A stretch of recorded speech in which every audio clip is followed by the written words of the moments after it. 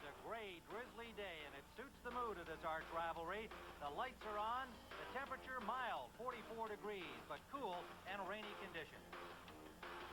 Hello, everybody. I'm Tim Ryan with Johnny Morris here at Soldier Field, and believe me, the young players on the Green Bay Packers know all about that old rivalry. We spoke to several of them yesterday.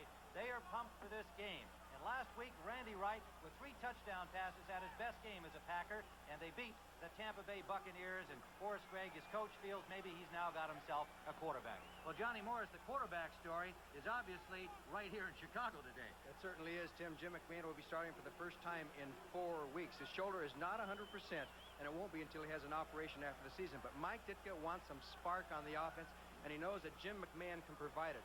In his last 22 starts, the Bears have won all 22 games. Of course, there's turmoil. What would the Bears be without turmoil?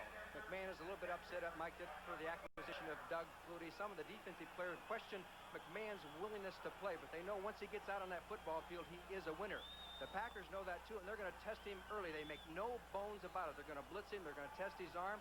They're going to test his shoulder and try and give him some hits. One thing for sure, when the Bears and Packers get together, you're going to have a barn burner. They're going to be hitting out there, right, Tim? I agree, and I think every player on the roster of each team agrees. Al Del Greco will be kicking it off. You're looking at him, number 10. And deep for the Bears, Thomas Sanders, a real speedster, along with Dennis Gentry. They can both fly, and both waiting for their moment in the sun. And that day won't come until Walter Payton finally hangs it up, and the number 1 pick, Neil Anderson, probably feels the same way. We're ready to play football on a wet, gloomy day in Chicago. Perfect for the Bears and the Packers. Gentry from the 14.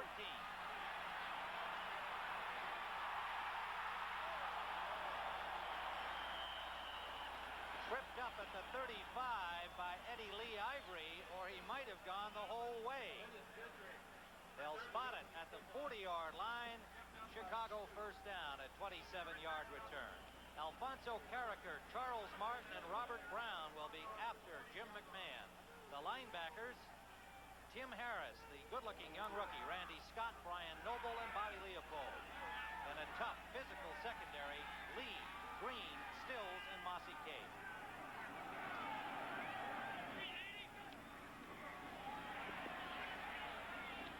Matsui on a screen.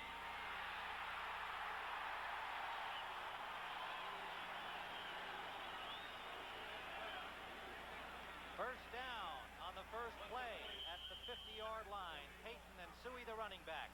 Willie Goff, Keith Ortego are the wide receivers. Emery Moorhead, the tight end. Solid offensive line. Covert, Bort, Hilgenberg, Thayer, and Van Horn. Kurt Becker will also play some guard. One thing for sure, the Bears didn't waste any time throwing the ball. It was not a long pass, but we're going to get an indication right away as to Jim McMahon's arm. He was throwing very well in practice on Thursday and Friday, but he didn't throw any bombers like 50 yards, 60 yards, or anything like that. But from 20 to 30 yards, he was very strong, Tim, so we'll see how that arm holds up. Tiger Green is the first casualty of the game, the Packer defensive back. Out of the game on the first play, David Greenwood, number 49, in to replace him. Walter Payton, about 7. Greenwood made the stop, the former Tampa Bay Buccaneer. USFLer, number 49, who just came in as we mentioned. Walter Payton, coming off that dislocated toe a couple of weeks ago, had one of his better games. You can't hurt Walter Payton.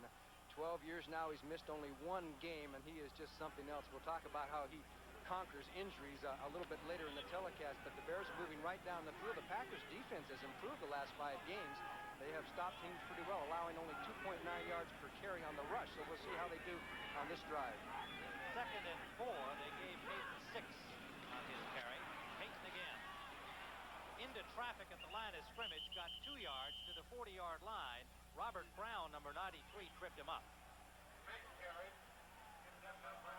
It'll be 3rd down and a long yard for the Bears. The ball now at the 41-yard line of Green Bay. Well, we have our first interesting play. 3rd and 1. They'll probably pile drive it.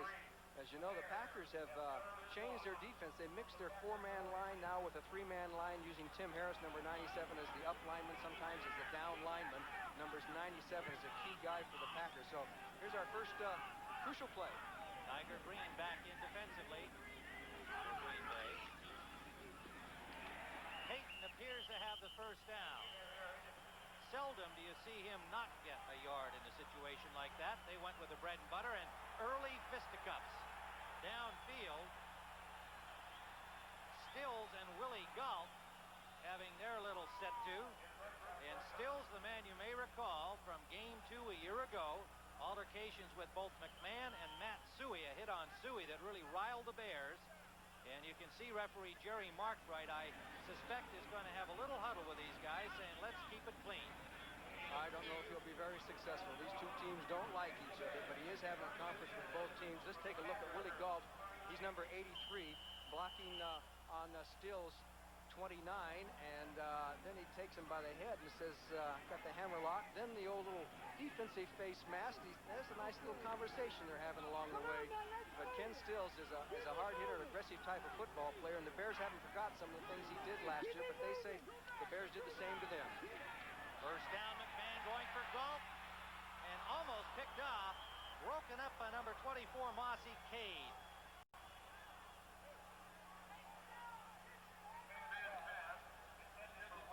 Here it is, one-on-one. Mossy Cade, who just moved to the cornerback, he covered Gault very well. When a guy can run a 9-200 100-yard dash, Mossy Cade was right there and actually could have had the interception. Good play by Mossy, who's on the pressure. He's on the corner, and he's not really a cornerback.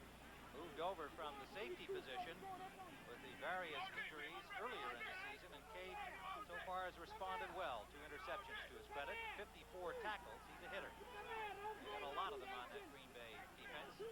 Second and 10. Make it go now. Make it good. Intended for Gault, who slipped, trying to come back to the ball. The pass was also not real good from Jim McMahon. Well, we've had the question answered as far as Willie Gault and Jim McMahon are concerned. There was an article in Sports Illustrated where Willie Gault's wife, Denise, called Jim McMahon a fool, among other things, and the fact that he didn't throw to Willie Gault too much. And we were talking to Jim about it yesterday. He said, well, I'm not too mad about it. I don't have to throw to Denise anyway. I just have to throw to Willie, right? And he's been thrown to Willie twice. Last So 2 plays. I guess there's no hard feelings. Gentry and Barnes are now in at the receiver spots. 3rd and 10, Chicago, inside the 40 of Green Bay opening series.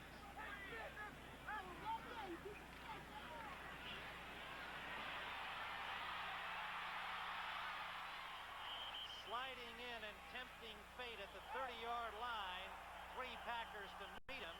And meanwhile, off the play, again a little pushing and shoving in the area of the Packers secondary.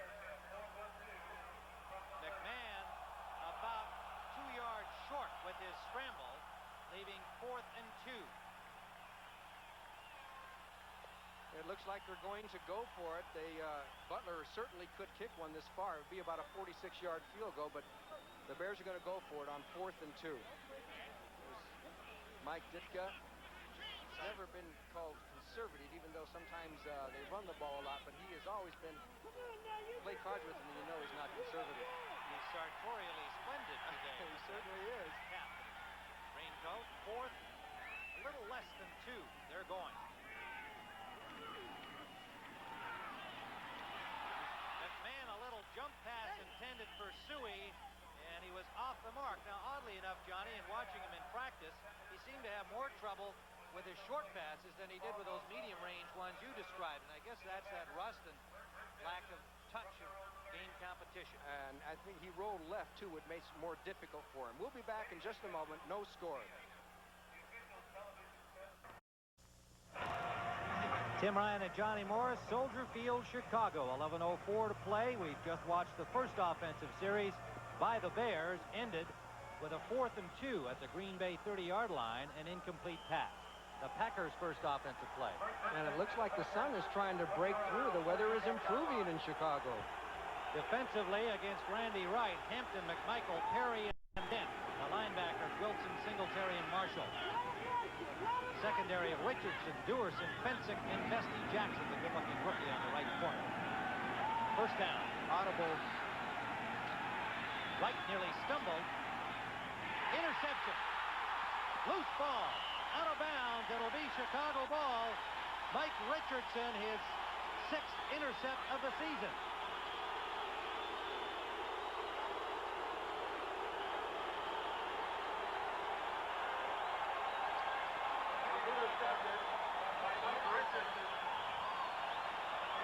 Mike Richardson with his 3rd interception in 2 games. He's up there in the soft zone. Randy Wright obviously tried to call an audible, and you can see Richardson, 27. He just stayed in the short zone there, intercepted James Lofton, was the intended receiver, and Randy Wright, who has had a propensity for interceptions. He's had some good games, but he's also had 18 interceptions, and that was a critical one for the Green Bay Packers. In trouble now. Bears deep in Packer territory. At the 32-yard line, first down. Slot formation to the right. Short drop from McMahon, complete. Immediate hit on Gentry by Mossy Cade, and holding him to about a 3-yard pickup at most. Dennis Gentry, a running back who is now a wide receiver with the Bears. And Mossy Cade, as we mentioned, having settled in at the corner very well for Green Bay. Yes, Tim Lewis had that unfortunate injury earlier in the season, which necessitated the change. Look at a safety, New England leading 2-0. There's a big one. We'll be tracking that for you. Denver and the Giants. 2nd down and 6.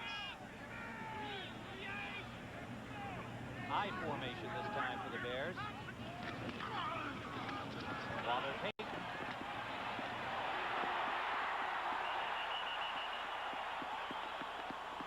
A picture-perfect cutback for the first down yardage. Ken Stills drove him out, but appeared to be traffic that would not allow him any room at all. Suddenly, he found that little crack and turned it upfield. Well, that's what makes Walter Payton so great, because he waits for the blocks. He was in no hurry to cut up or no hurry to try and get outside. He waited for Suey to come back, kick out, and then turned up the field, found the crease, and got the gain and the first down for the Chicago Bears, as Walter Payton heading for 1,000 yards this year again. 9:46 coming into the game. 10 1,000-yard seasons already to his credit. Consecutively. And Suey inside the 15-yard line. We make one exception to that. 1982, the strike-shortened season, didn't make his 1,000 that year. Well, that's the only reason that he didn't get it, was because there weren't enough games.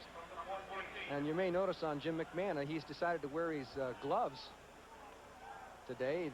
Just about the only quarterback I know of that wears gloves. It's hard to believe that you can throw the football that way, but I was feeling the glove yesterday. It has a little stickiness to it. You can hold on to that ball as long as it's not too cold.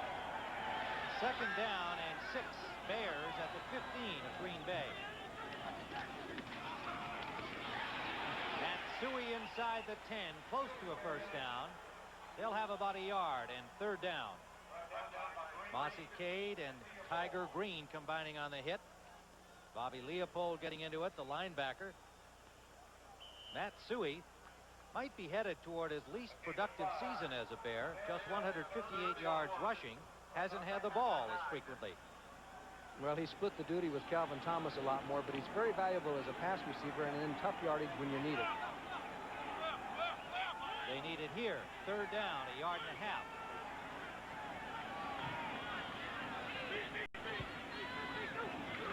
McMahon. The keeper is good for the first down. We're close to the 7-yard line of Green Bay.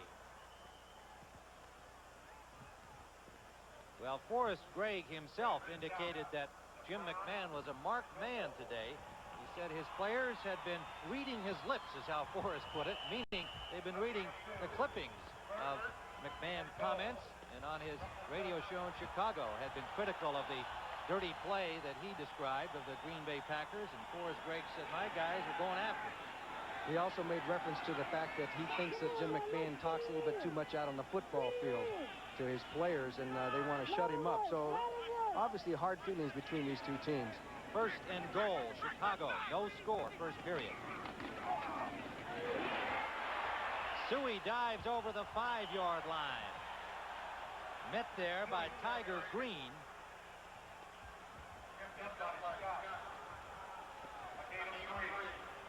Tiger Green is one of those defensive players that has moved into the lineup. They've made so many changes on this Green Bay team, about 4 defensive changes. And since they made those changes with Green and moving Mossy Cade over and Tim Harris, Bobby Leopold, the defense has improved considerably. Now, I realize they're 2-9, but if you check the last 5 games, the Packers have played much better, Tim. That's right, Johnny, and consider the loss of the likes of John Anderson, the linebacker, and Tim Lewis, 2 of their better defensive players. So, yes, credit to the young defense of the Pack. Suey trying to pick his way this time, gets to about the 2-yard line, running behind Covert and Becker. And here comes the refrigerator, William Perry.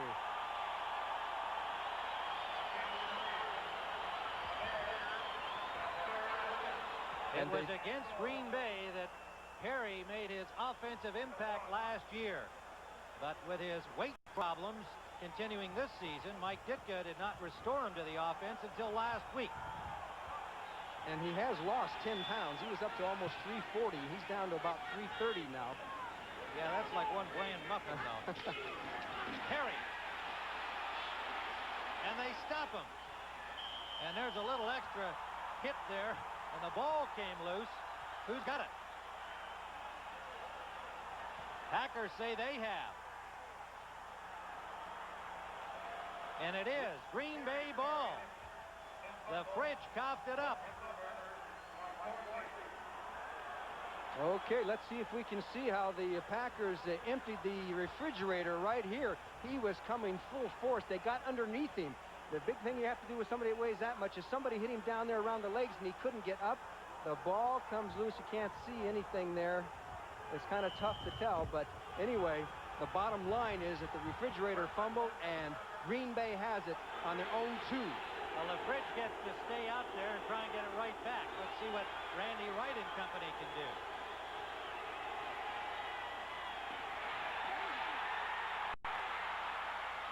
Ken Davis gets out over the 5-yard line. The TCU rookie who has been improving with each start that he's been given in recent games by the Pack. 381 yards rushing coming into the game. Offensively for the Packers, Randy Wright with Kenneth Davis and Paulette Carruth. Lofton, Epps, the wide receivers, Ed West for Dan Ross. We'll come back to that. Rutgers, Neville, Cannon, Hallstrom, and Weingrad. Randy Wright on his first play today had it picked off by Richardson. Bears 46 defense. Carruth nowhere. Dan Hampton made the stop. It'll be 3rd down. No gain on the play. Still 7 to go for the Packers. And you look at Dan Hampton, who went right over the center, Mark Cannon, as he shifted in there on the nose, and that signals the Bear 46 defense. But that defensive line of the Bears is very tough. Hampton is all over the place in there. Dan Ross, the starting tight end for the Packers, came up with a stomach ailment this morning and is in hospital for observation. They don't know what it is, but they don't think surgery will be required. But Ed West became the starter. Davis dropped. Was he inside the end zone? Yes.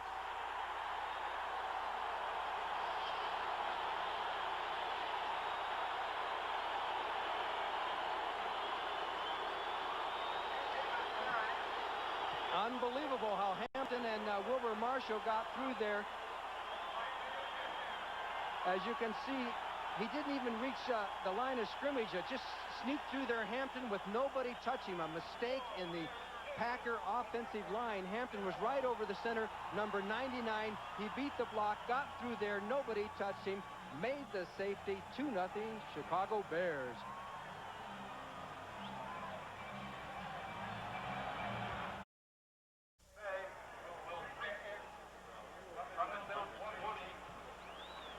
Tim Ryan and Johnny Morris here at Soldier Field, where the Bears have taken a 2-0 lead on the safety by this man. Dan Hampton getting Ken Davis in the end zone, coming clean and dropping the rookie before he could get the ball over the goal line to prevent the score. And so the Green Bay Packers will have to punt. John Bracken, number 17, standing at his own 15 and hits it from the 20. Out of bounds at the 40-yard line of the Bears. Flag down. That ball sails out. Illegal procedure as the preliminary signal there by Jerry Markbright. I'm trying to think of what the illegal procedure would be when you're kicking after a safety. I guess maybe offsides.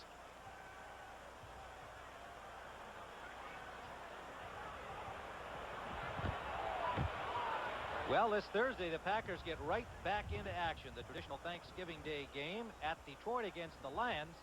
And this will be the 15th Thanksgiving Day meeting between these two teams.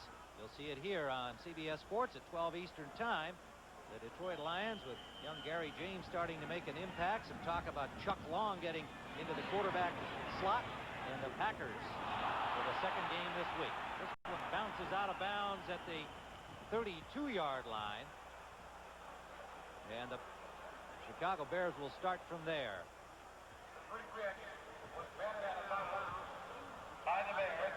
Bracken explaining to Coach Gregg what makes his punts go left. The reason that was taken back the first time was it's handled just like a kickoff, and it went out of bounds, so you are penalized the 5 yards. So this time he touched it, and so the Bears will take possession at that point. 32-yard line. Lou Barnes got a hand on this one and just let it go off his hand out of bounds. So the Bears take over at their own 32. Calvin Thomas in the game, number 33, joining Peyton.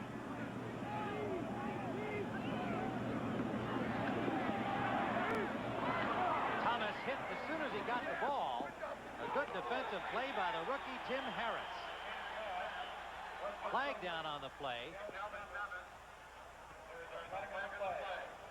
Well, it appears it's obviously going to go against Green Bay with some unnecessary roughness or something against the Bears, which will move the ball downfield for Chicago. I think Tim Harris is a little bit aggressive, and so is Robert Brown in on that tackle. Harris, a linebacker at the beginning of the season, still playing some We there. have a face mask foul. Number 97, defense. It's first down again. Not an automatic first down. Harris, the man who grabbed the face mask, and they're using him as a down lineman and a linebacker now, and he's been very effective these last few weeks. He had 2.5 sacks last week and a bunch of tackles, but you could see the face masking, so it's a first down for the Chicago Bears.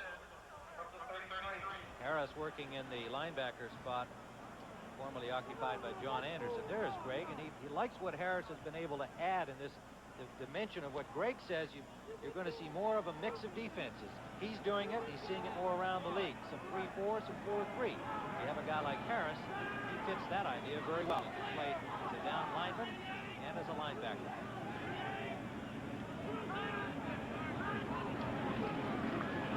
McMahon swings it out for Moorhead, and Moorhead out of bounds at the 35-yard line. Got only about 3 on the play. Had no chance to turn it upfield by the time he made the catch. He was right at the sideline. Emery Moorhead caught the big pass for the Bears against Atlanta last week. 85 yards, was tied the longest pass reception of the season in the NFL. As you look at this score, Cincinnati 7-3 over Minnesota. First quarter, Tommy Kramer is not playing. Detroit has taken an early lead over Tampa Bay. Well, the Bears with their 13-10 victory over Atlanta, moving to 9-2 last week with a 3-game lead over the Vikings. And the Vikings trailing today. Second down. The long 7. Calvin Thomas picks up about 5 of that, gets out to the 40-yard line. There are 4 Packers all over him. Brian Noble, the biggest of them, number 91. Underneath the stack, number 24, Mossy Cade. And it was Brian Noble who really stacked it up and made the good play, because Peyton came right at him. He just threw him aside and made the tackle. Let's take a look at Willie Gault and Ken Stills, number 29. Kind of a replay of the first play. They keep grabbing each other's face masks. They're obviously after Willie Gault, trying to intimidate Gault. 3rd and 2 at the 40-yard line. Whistles everywhere. Flags down in Packer territory. The 30-second clock, I think, had run out, and that's going to cost the Bears Delay of 5 game. yards. Number 9, offense, third down.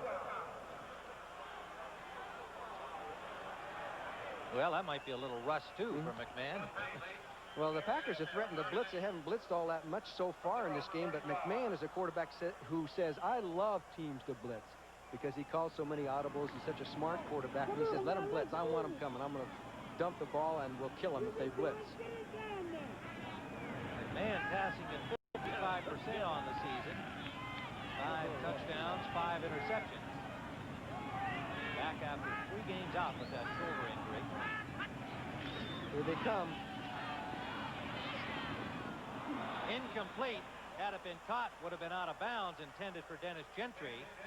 And again, that little short pass being more of a problem for McMahon in the early going than the longer ones. The ironic thing is that 2 or 3 times that he's rolled out, partial rollouts, he's gone to the left. With being the right-handed quarterback and with the sore shoulder, you'd think he would try and roll out to the right a little bit more, but they have their reasons. Maury Buford's first punt of the day for the Bears, who lead 2-0. Walter Stanley waits for it at the 20-yard line. Blocked. Packers inside the 20 of the Bears.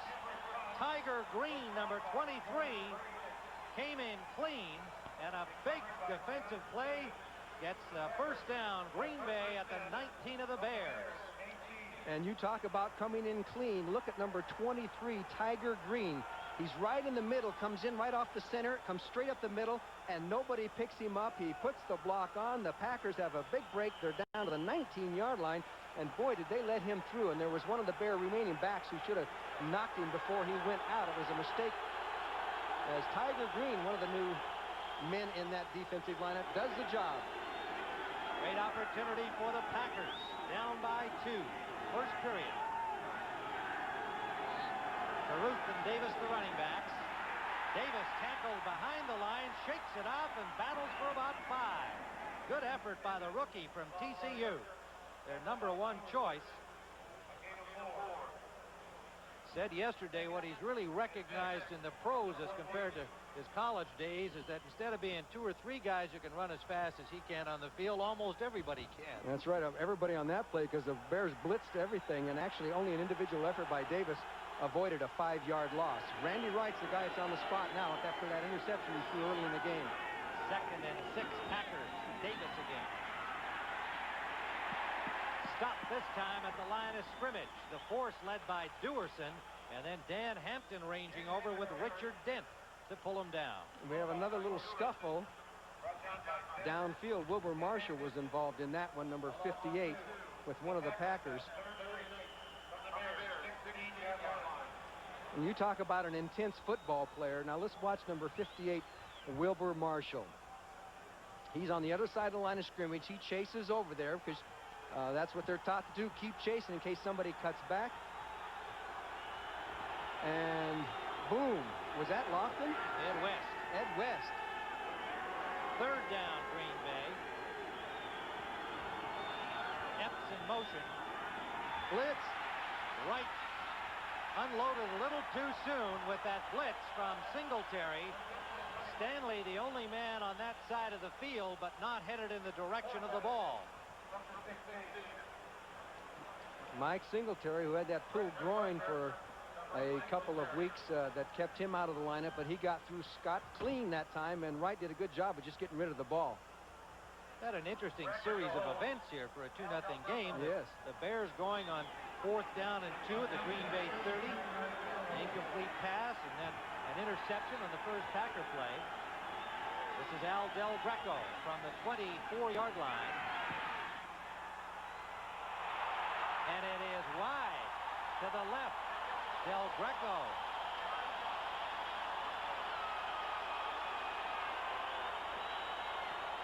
Al Del Greco misses, and he had so much success against the Bears in the first game, Monday Night Football, a few weeks ago, early in the season.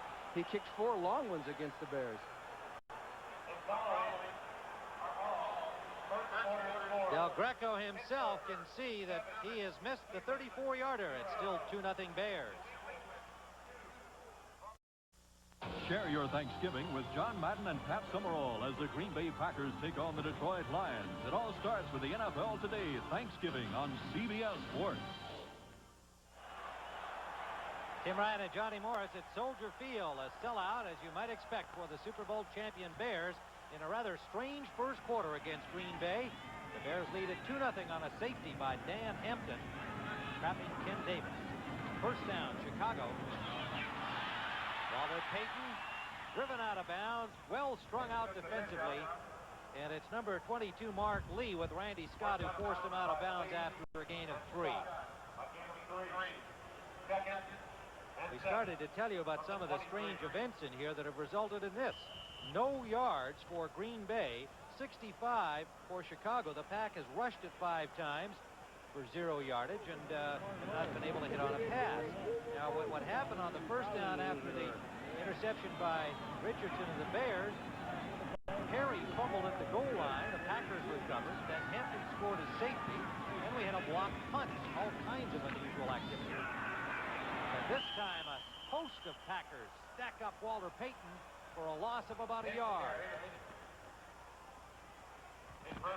The Packers brought everybody but the kitchen sink that time. Carricker was in on it, Tiger Green, Noble. Just filling the gaps. Had it been a pass, they would have had the blitz on. Sometimes the blitz is so much more effective against the run than it is the pass. It certainly was there. It turns into about a 2-yard loss. It'll leave 3rd and almost 10 to go. These were the Giants.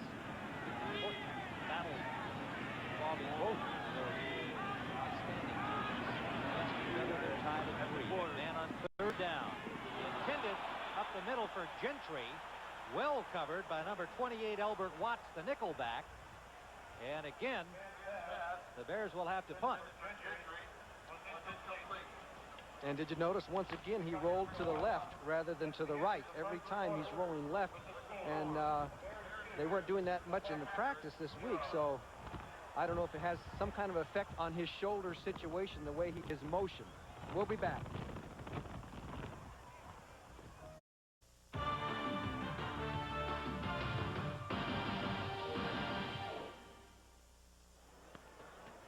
Beginning the second period at Soldier Field, we have not seen a scintillating display of offense thus far. 2-0 Bears, and they are now punting.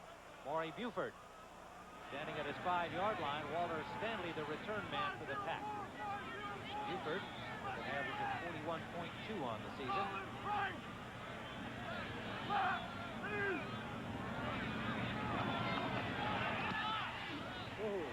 Fine kick by Buford. Stanley waves fair catch at the Packer 27-yard line. Well, football today, football Thursday, and through the weekend. Thanksgiving Day, we'll see the 15th meeting of the Packers and the Lions on Thanksgiving Day. The Pack 3-10-1 against the Lions, who have that home advantage, obviously. 12 noon Eastern time. And then Friday, college football. The Maryland Terrapins. Young Dan Henning, the quarterback at Maryland, against Virginia. He's the son of Atlanta coach Dan Henning. And then Saturday, it'll be the Fighting Irish and the USC Trojans, one of the great rivalries. That's always a good game. First down, Green Bay at the 27-yard line of the Packers. Wright trying to go deep to Epson, overthrows everybody. On the coverage, Bessie Jackson, the rookie from Washington, who has taken that spot away from Reggie Phillips. As you can see, they threw on first down, and here is the problem for Green Bay. They have not had a running game all year. Last week, they rushed for 154 yards, their best rushing game, but they do not have a great running attack. Well, the Bears are strong against the running attack, so you don't figure that Green Bay can establish any kind of running game. So then they're forced into the passing situation. If you're going to throw, you might as well start throwing on first down. Wouldn't you say? And they did. And they did. Wright is 0 for 3 with an intercept. He threw on first down the first time he had the ball. Second and 10. Deep again. Intended for Lofton, overthrown. Once more. It'll be third down. Well, let's take this time out. Take you to Brent Musburger in New York for an NFL update. Well, Tim, down in Cincinnati, the Bengals on a third down blitz get picked off, and Darren Nelson walks in for a Viking touchdown. It's 14-10 Cincinnati, but the Bengals have returned the kickoff deep into Viking territory. They're threatening again.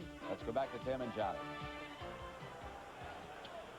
We are back at Soldier Field, where you see the unusual score. 2-0 on the Hampton safety. Third down, Packers.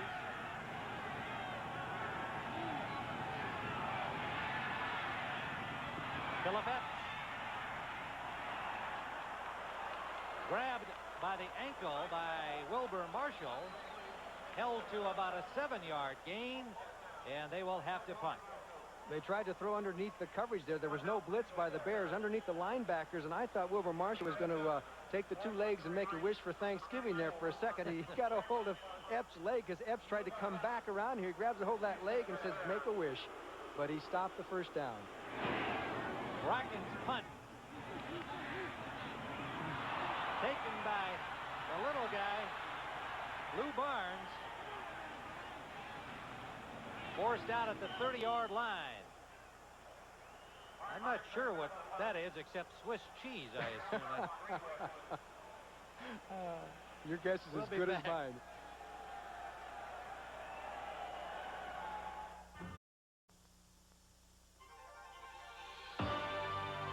CBS Sports coverage of the National Football League is sponsored by Miller Lite, proud sponsor of NFL Lineman of the Year.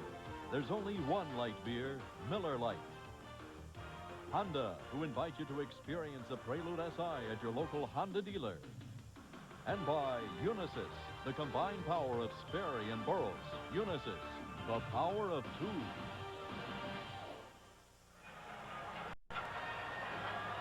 Tim Ryan and Johnny Morris at Soldier Field in Chicago. The usual boisterous crowd cheering on their Super Bowl champs. One of our experts on things of Wisconsin tells us that Swiss cheese we saw there earlier refers to a cheesehead.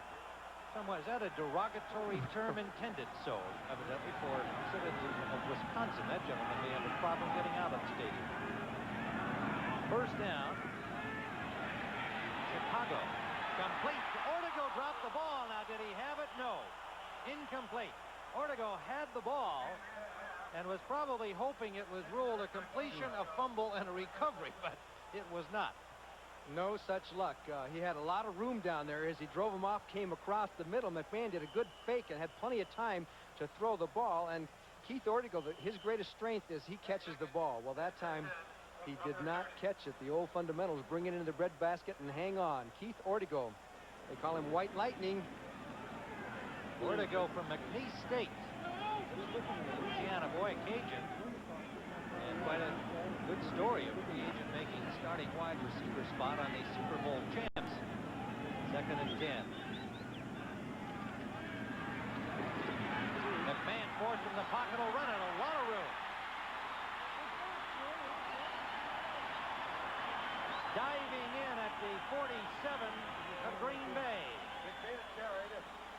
Brought down by Leopold. This is what Jim McMahon does so well. He's so alert, knows where the pass rush is. If nobody is open, he takes off, and you see he still has the quickness. And the thing he did, Leopold, 53, Bobby Leopold was coming for the hit. And watch McMahon at the last second just dip under it right there and avoided the contact, came down on his left shoulder, which is not the sore one. So he's very conscious of everything he does on that football field. He's a proven winner when he gets out there and plays. 23-yard run by Jim McMahon. First down in Packer territory.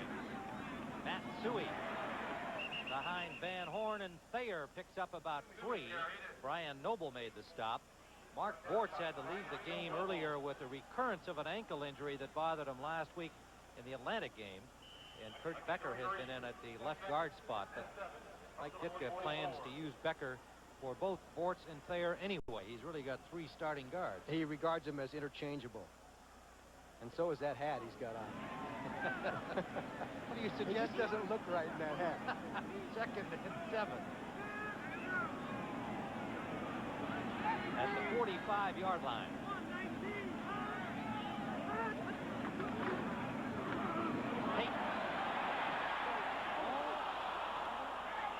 loose ball, and it might be a Packer recovery. Payton was there for the first down yardage, but the Packers have the ball. Randy Scott.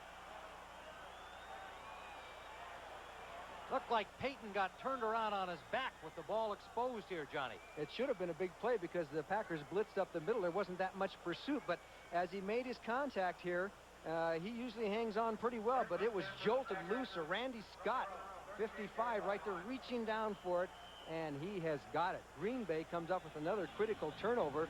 That's 2 recovered fumbles, 1 on the 2-yard line, and this one when the Bears were driving again. So they're taking advantage of whatever break they can get to stay in this football game. The Packers with 2 fumble recoveries and a blocked punt, but nothing to show for it so far.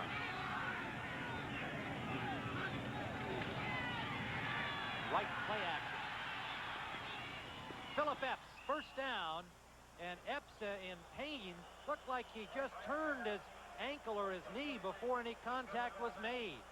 Philip Epps, and what a loss that would be. The dangerously fast receiver, number 85. 47 catches coming into the game. And I think this was a non-contact injury. Yeah, he was in pain. It looks like he might have twisted the knee, got his foot caught as he tried to slow up for the ball. And Randy Wright with the completion hit him right on the nose, a little bit behind him. Now he reaches back. Oh, boy. Oh, that's a... You know, the leg and the bones were just twisted the way they weren't supposed to be. And I don't know if it's more the ankle or the knee. They seem to be feeling the ankle. Tough break for Green Bay. We'll be back. 12 minutes to go, first half.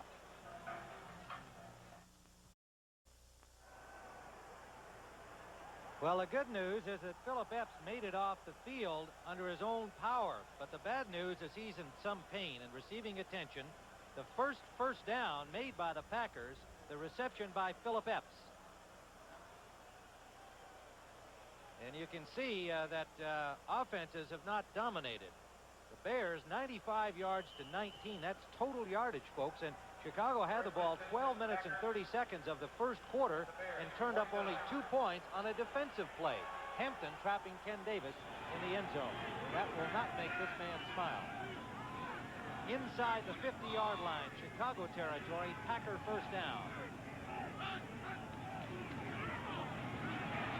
Ken Davis for 2. Let's go to Brent Musburger for an update on the Minnesota game. Well, Tim, after Minnesota scored a touchdown, this is what happened on the kickoff. It wound up in the hands of the rookie speedster from Tennessee, Tim McGee. He almost broke it. 94-yard kickoff return. It set up another Cincinnati touchdown. That was a 5-yard run by Stanley Wilson. So it is 21-10 Bengals. Let's go back to Tim. All right, Brent, it appears the Vikings' playoff hopes are fading. They're still trying to get a wild card spot, but down to the Bengals. Here comes Marshall, and the ball right in and out of the hands of Dan Hampton. Randy Wright could smell or hear the hot breath of Wilber Marshall, and he unloaded that ball in a hurry. And Hampton, I think, was surprised to have the ball right there in his mitts. Wilber Marshall is so quick, and Randy Wright, you are correct. He could feel Marshall coming. Nobody blocked him. All the backs went up in there tight, and here comes Marshall, 58. Wright did a good job of getting the ball off, and it went right into Dan Hampton's hands. He could have, had he hung on to the ball, he would have rumbled for a touchdown. Boom, boom. But he's got all that stuff on his hands. It's pretty tough to catch the football. Went right off the hardware, too. I think it hit him right in the face guard. And he's got the hardware, the tape, and everything. 3rd and 9. Gary Ellis in it. Here they come again. Right, quick pass intended for Lofton, incomplete. A flag down. Probably a late hit on Wright. Hampton, Dent, Marshall, all in on the Packer quarterback. And now the Packers throwing the flag in the direction of Dent. Referee Mark Wright will make the official flag call. Personal foul. Roughing the passer, number 95, defense, first down. Richard Dent, the off-season artist, did a little extra paint job on Randy Wright. Well, you can see 95 there. There is a Ken Rutgers 75 blocking on Dent, and Wright gets the pass off, and then Dent gives him the old shot. I would say it's the correct call. No doubt. But the Bears are getting through Scott and clean, aren't they? I mean, just slick and clean as you can as you can make it. Marshall coming up the middle. That gets Singletary through there. It is first down, Green Bay. Chicago 33.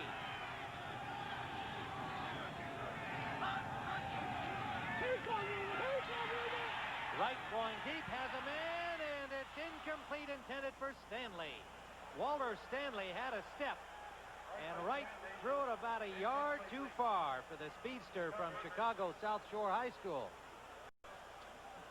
Well, Walter Stanley is the guy who can make things happen. He's great on returns, and he has the speed to go along with it. And actually, Wright was under such pressure.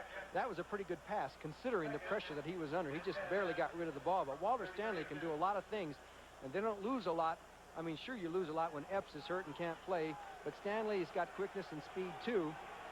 And it's going to hurt him on third down situations when they have all three of their wide receivers in. Second and 10. Stanley in Epps' spot now with the injury to Epps. Intended for Davis, intercepted by Wilbur Marshall.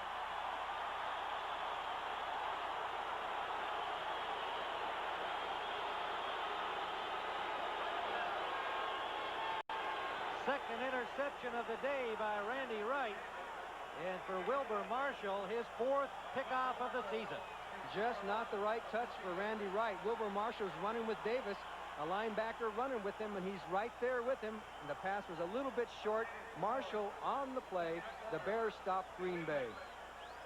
10:47 to go, first half, 2-0 Bears. Friday, the Terrapins of Maryland meet Virginia. And on Saturday, Lou Holtz leads Notre Dame against bowl-bound rival USC. A holiday weekend of college football on CBS Sports. Wilbur Marshall, his fourth interception of the season. Happy about that play. What an athlete he is. He certainly is. No linebacker has more interceptions this year. And the Bears are piling up the interceptions. Dave Duerson, who was standing next to him, has 6. First down, Chicago.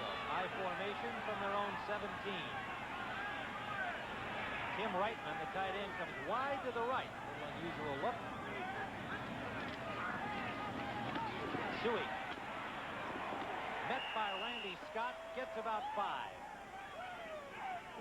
Suey seeing a little more running activity than he has been getting.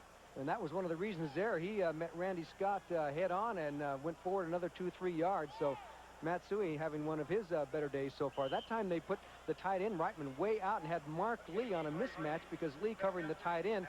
Then they had Gentry at the other wide receiver. What they're doing is setting up a mismatch on the coverage. If the Packers continue to put Mark Lee, one of their fast cornerbacks, on Tim Reitman. McMahon is 4 of 10 for only 13 yards in his return to action. We have 10:04 to go, first half.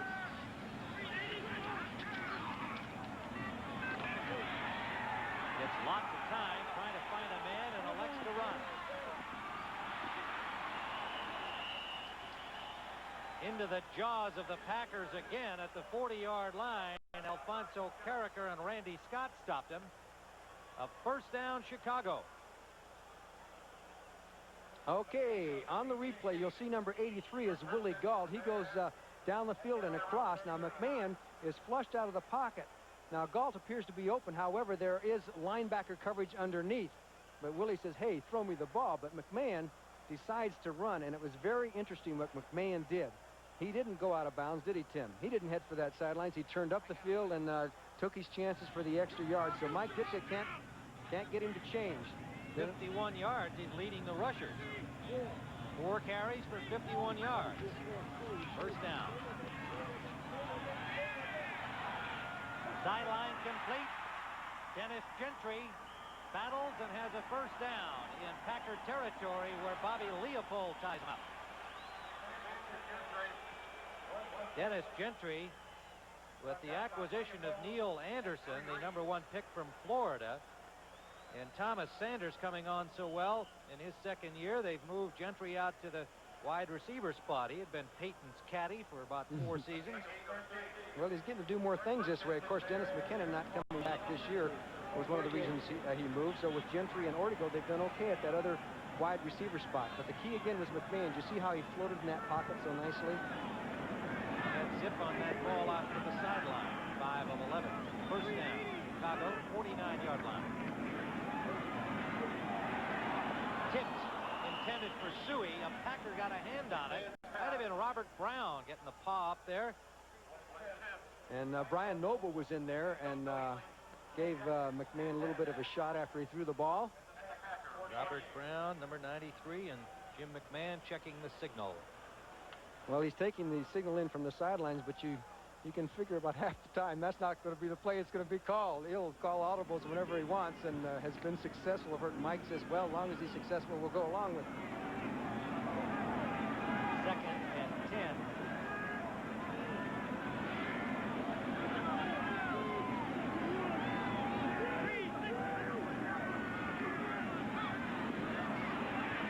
Clayton then dropped incomplete. Ball was right in the midsection of Matsui, but so was a Packer on his back. I believe Big Tim Harris, number 97, Randy Scott there, and he couldn't hold on. You'll see Matsui just come right out of the backfield and then into this short zone, and you're supposed to catch those kinds. Number 26, and he gets hit by Randy Scott first, and Bobby Leopold was there. 3rd and 10. Readiest defensive players. He was pumped for this game. His teammates told us. You see that little towel on his belt there with the numbers of the Bears on it that he had to deal with. And right at the top is number 9, Jim McMahon. Well, he may have gotten McMahon, but he got himself ejected from the game. McMahon appears to be okay. He's throwing on the sidelines and testing the shoulder, but he obviously was shaken up. This stadium has gone a little bit berserk. Meanwhile, Mark Lee's interception stands. With the penalty, they'll have first down from their own 25.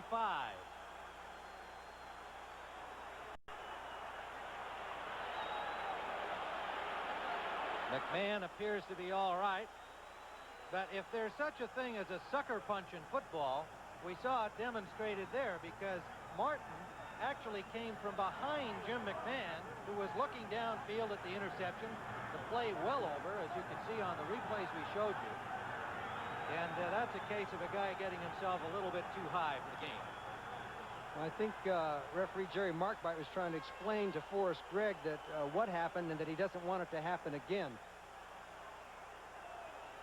Well, we saw Richard Dent there, was not on your picture, but pointing at the Packers, and surely we're going to see some more rough stuff before. I wonder if Randy Wright's nervous.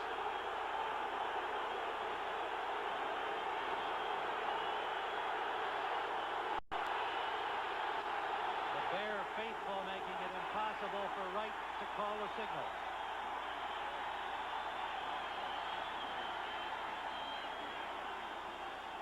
What's the score? 2-0. 7:55 to play in the first half. We have had a lot of things happen, but not much of it in the end zone. 2-run homer for Dan Hampton is the difference in this game right now.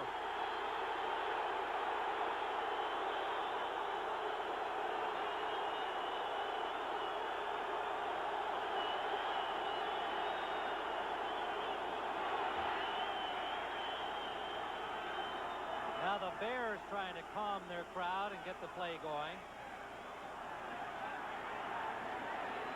And Dent still gesticulating and no doubt offering some editorial comments to the Packers.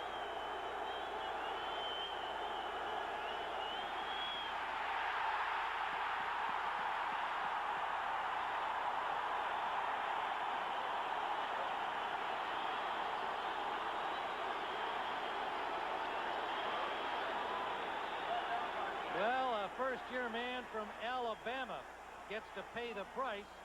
Paul Ott Carruth. Welcome to the Packer-Bear rivalry, Paul Ott. Yes, and the refrigerator got in on that one. He is upset. Paul Ott Carruth now knows the rivalry. He knows what it means.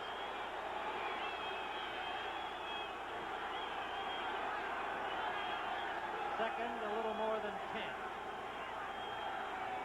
Busted play. Timeout has to be called. If that had developed, Randy Wright would have found himself all alone. Green Bay. The two running backs were moving in opposite direction, leaving Randy Wright naked. The man with no clothes on said, "Timeout, get me out of here." So with a timeout on the field, we still have 7:09 to play. 2-0 Chicago.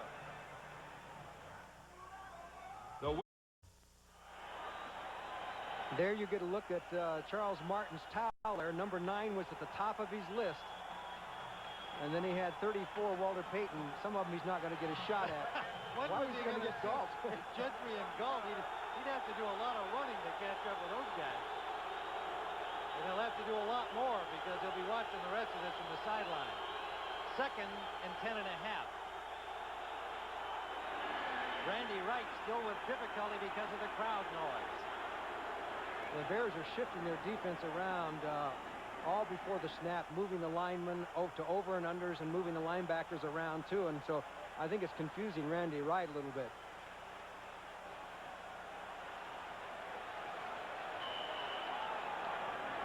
Well, we'll give you one more look at the slam dunk here by Charles Martin.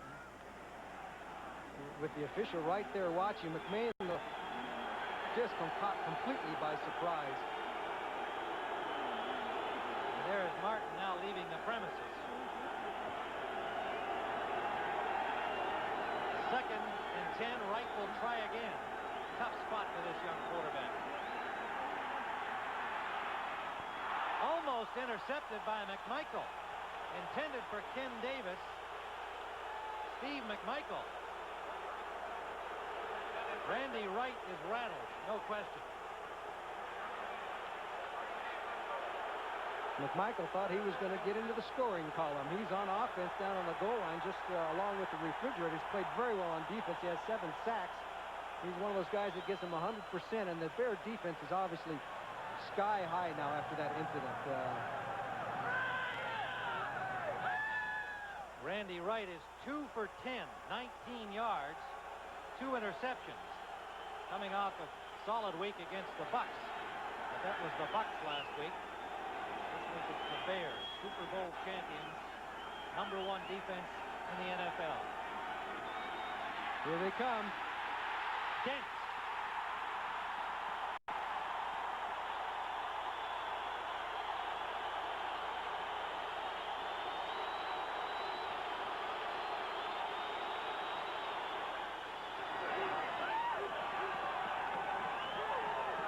First sack of the day by the Bears, Richard Dent.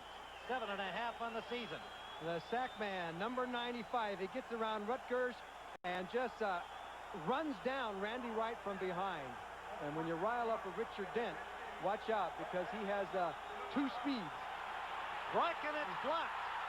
Loose ball in the end zone. Touchdown. Dennis Gentry.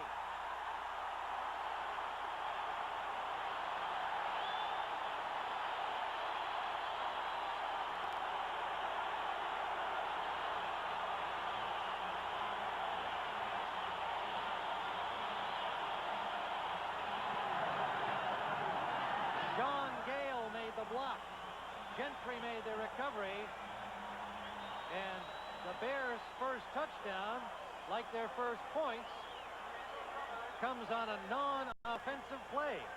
Take a look for Sean Gale. He is number 23. He comes from the outside, went across in front of Bracken, blocked the punt. Everybody's after it, and Dennis Gentry recovers for the Bears, and it goes to show you it never pays to do something like Charles Martin did. He has cost the Green Bay Packers plenty. Kevin Butler's point after. And the Bears go up 9-0.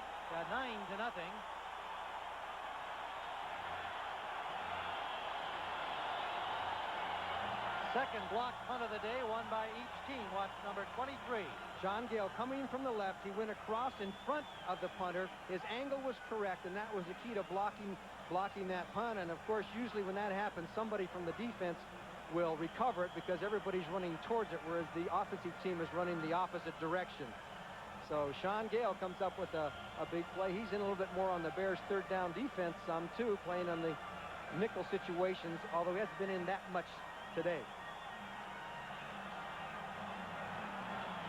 Well, we've had some unusual happenings in this game, and we've got more activity for you later this afternoon on CBS Sports. Our NFL coverage will include Dallas and Washington in a big, important battle in the NFC East. Some of you will see Atlanta at San Francisco, and for the 49ers, a critical game, and Atlanta trying to stay alive in that Wild West division. And likewise, the Saints and the Rams. Well, in the East, you see Washington and the Giants tied at 9-2, and the Giants battling in a tight one with Denver. Dallas at 7-4. Big game for them today. And in the West, well, the most interesting division in the entire league these days. They're all bunched up with a surprising showing by the Saints, and Atlanta fighting to stay alive. San Francisco with a victory today could really make things interesting at the top. Do you know it's actually possible for New Orleans to be tied for first after today's action? Isn't that something? You got to love that. What a job they've done down there. Jim Finks, the general manager, the former Bear boss, and his coach Jim Mora from the USFL. From the 4-yard line, Walter Stanley. Rupp at the 12. Neil Anderson, the number 1 pick, the running back, who's been doing an outstanding job on the Bears special team. He certainly has. He had a good game last week. He doesn't want to be playing special teams. He wants to be at running back, but you know, when you have Walter Payton there, you're not going to get too much time in there. But he's playing like a number 1 draft choice, but it's on special teams mostly. Pittsburgh, Cleveland, 14-14. Look at this one, 6-3. 3 field goals in that defensive struggle between the Broncos and the Giants, and we've had defense here. Absolutely no offense. First down. Packers. Randy Wright will try it again. Ken Davis for about 3 yards to the 15-yard line of Green Bay. At the bottom of the stack is Hampton and Singletary. Wilbur Marshall all in on it.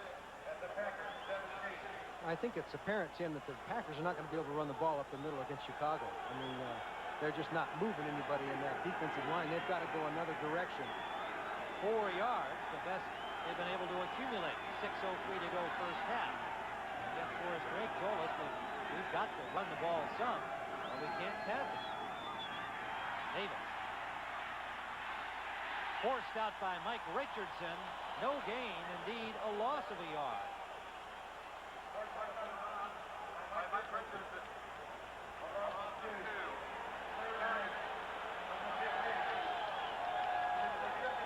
Well, for the Packers, some dismal happenings. 2 pickoffs, a blocked punt, and a safety.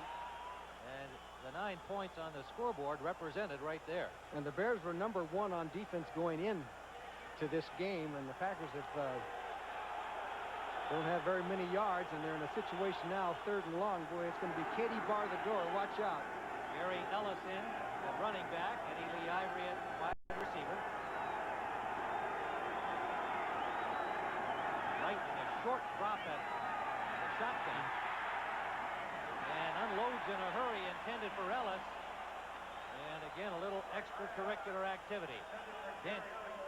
And number 72, Tom Neville. Hampton trying to cool off Richard Dent. And you know, Richard Dent's personality is he doesn't get riled up too much. He's a great football player, but he doesn't get upset. He is upset down on the football field. 4th down, Green Bay. Bracken standing at his goal line. The Bears look like they're coming again. Bracken, good job to get it away. Lou Barnes. Out of bounds at the 36-yard line of Green Bay. Paul Ott for Ruth. Steered him out. A 33-yard punt by Bracken. And the Bears in excellent field position. Well, next Sunday, doubleheader action again on CBS Sports. And look at that first tilt. The Rams, with young Jim Everett at quarterback now against the Jets, who have won 9 in a row but have some real trouble defensively with injuries. Or some of you will see the Redskins at St. Louis in a huge game for the Redskins. All the remaining games in that battle in the NFC East. Philadelphia at the Raiders. Big one in the second game of the day, and some of you will be seeing Atlanta and Miami. McMahon is back out at quarterback. Calvin Thomas for 5. Brian Noble on the stop. Noble back inside, I think, has become the real force that they expected him to be. A little better inside than outside, and Forrest Gregg, I think, is planning on leaving him in there because the big kid from Arizona State at 250 pounds, 6'4", is quite a force inside. And Donnie Humphrey is in there at the nose tackle. Humphrey, number 79, replacing the ejected Charles Martin. Calvin Thomas straight ahead as the first down. And there was a classic example of the confrontation between Jay Hilgenberg and Donnie Humphreys, who had just come into the game one-on-one. And Hilgenberg made the block, stood him up straight, and Thomas was able to get the yardage. So Donnie Humphreys, who hadn't played all that much in recent weeks, is going to get plenty of action in there. Good football player. Number 2 pick in '84 from Auburn. Martin having nailed down the starting spot at nose tackle. First down from the 25-yard line. 9-0 Bears. McMahon to Thomas off his fingertips. Ball was there, but Thomas couldn't haul it in. On the coverage, number 29, Ken Stills. Second and 10 Bears from the 25-yard line of the Green Bay Packers. 4:12 remaining here in the first half. An unusual half of play, to say the least. You know, one of the reasons the Bears, as you see the signals come in, Jim McMahon causes so much controversy, but, you know, and he's always talking back and getting into bits with Mike Ditka. Some of the other players say, well, that's one of the reasons we respect him. We're afraid to buck Mike Ditka, and he does it. Does it for us. Yes. Tough surrogate. Yeah. Second and 10. Good time for McMahon to Moorhead, and it may be picked off. Yes, Mark Lee. I make it Tiger Green, number 23. Tiger Green with a fine interception. That ball was right there, and Green just stole it away from Emory Moorhead. It was a super play by Green because it looked like he was beat, and he turned on a burst of speed at the last second and just stole it right out of the hands of Emory Moorhead. Let's watch Moorhead coming across, and then McMahon puts it, and it looked like a picture play, touchdown, and here comes 23 at the last second. He just gained the ground. The pass was a little bit short, and Green hung on to it and made the interception. So the defense comes up with a key play as Tiger Green. He doesn't want us to call him George. He said, I'm Tiger Green. Tiger Green has a blocked punt and an intercept to his credit. He's doing his job in this first half. And the second interception of the day by the Green Bay Packers. I'm not sure the Packers want to be on their own 2-yard line against this Bear defense. Randy Wright has been looking a long way upfield since the game began. Peru gets about 3 for him. To make it Kenny Davis, 36, Ken Davis, the ball carrier. They had a pickup of about 4. They'll leave second and 6. Such a tough job for a quarterback, any quarterback, but especially a young one who becomes a starter, his first year as a starter, having to have this look every time he comes out over the ball. That's where he's been the entire half. Hampton has moved right over the center. Mark Cannon, 99.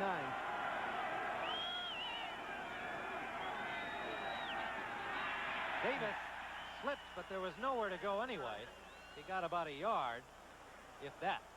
It'll be third down.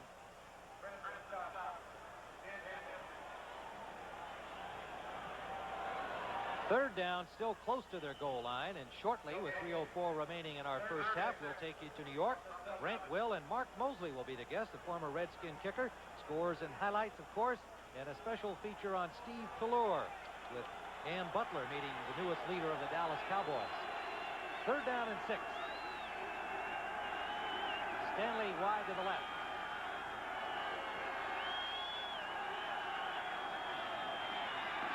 From the end zone, good pass, complete to Lofton. Lofton just got the first down. Depending on the spot, he's right at the marker. A balletic move by Lofton as he saw the marker and tried desperately to get the first down before he stepped out. It's going to be very close on the measurement. It looks like he might have been a little bit short. He did his best as there's somebody down on the field, one of the Chicago Bears. Very, very close. Wilbur Marshall is the injured Bear. On his rush toward Randy Wright, something went awry, and he's being attended to in the Packer end zone. Lofton, a great job to try and get to the first down marker. Gary Fensick offering his opinion as they attend to Wilbur Marshall. Fensick chatting with referee Mark Wright, suggesting that it was short of the marker, but they have advanced it. A Packer first down. Well, this would be a crucial blow to the Bears if Marshall is seriously hurt. Marshall, their #1 choice in '84, has literally gotten better game by game, hasn't he, Johnny? And I think even Vince Tobin, the new defensive boss here, has appreciated his many talents and starting to use him in several ways. He's using him more in the style of how Buddy Ryan used him, blitzing from different spots and taking advantage of him. He is so quick and such a great athlete. The Bear linebackers all are very good athletes. Marshall with an interception already this half is on his feet and tells the crowd, I'm all right. He's okay. His goal, he said, is for all three Bear linebackers, Wilson, Singletary, and Marshall, to be in the Pro Bowl.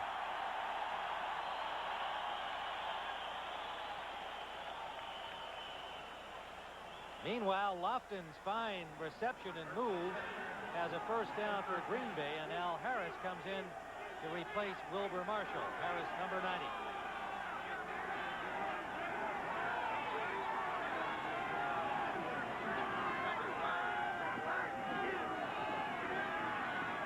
Intended for Lofton, high, no chance. Wright shaking his head, knowing he sailed that ball. Wind has come up here in the second period, and Randy Wright, 3 of 13, may have had a little trouble with the wind on the last play. Going behind him now. Right, the wind is behind him, and I think he was on the right track there. First down play, there you can basically get a man-for-man situation because they're going to have trouble throwing on second and third and long against the Bears. You've got to throw on first down. There's Marshall getting taped up. Second and 10. Packers at their own 12. He's sacked. Dan Hampton. Wright did not even get a chance to set up.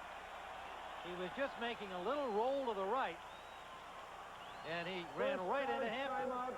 Okay, Hampton is not over the nose of the center now. As you see the rollout, he comes from the outside there, and nobody got a block on him, and boom, down goes Randy Wright as Dan Hampton gets his 6th sack of the season, 7th of the season. We have a timeout on the field as we approach the 2-minute mark, but we still have 26 seconds to that marker, and gives us an opportunity to remind you how to plan your Thanksgiving dinner. Started at 12 noon with the Packers and the Lions. You know, I was chatting with Lee Remmel, the public relations director of the Green Bay Packers, about this game and its history, and they played from 1951 to 1963, always in Detroit, the Packers and the Lions. Vince Lombardi finally said, hey, enough's enough. We've been doing our share. We go in there, we give them the home field advantage, and we usually get beat. So he was the one who broke up the long tradition, but they have renewed it. Friday, college football. And a lot of you will have Friday off on this Thanksgiving weekend, so at 2:30 Eastern Time, we've got the Maryland Terrapins and the Cavaliers of Virginia in ACC action. And we hope that you'll be able to see the college game on Friday and then just make it a doubleheader. Watch the Fighting Irish and the Trojans on Saturday, one of the long and great rivalries in college football. Irish outlucked again last night by LSU, and but I think Lou Holtz is going to he's going to do the job there. I think so too. On Sunday afternoon, the Rams and the Jets in NFL action. Some of you will see Washington at St. Louis, the Raiders and the Eagles, Atlanta or Miami in the doubleheader games. A glut of football activity Thursday through Sunday. On third down, the pass complete to Lofton. but well short of first down yardage. He got about 4 yards, and they will have to punt. Dewerson made the tackle.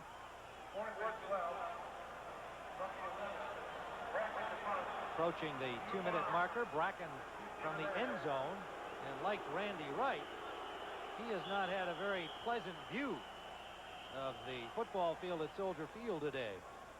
And we've reached the 2-minute warning. If the Packers, poised to punt, will return with the Bears on top 9-0.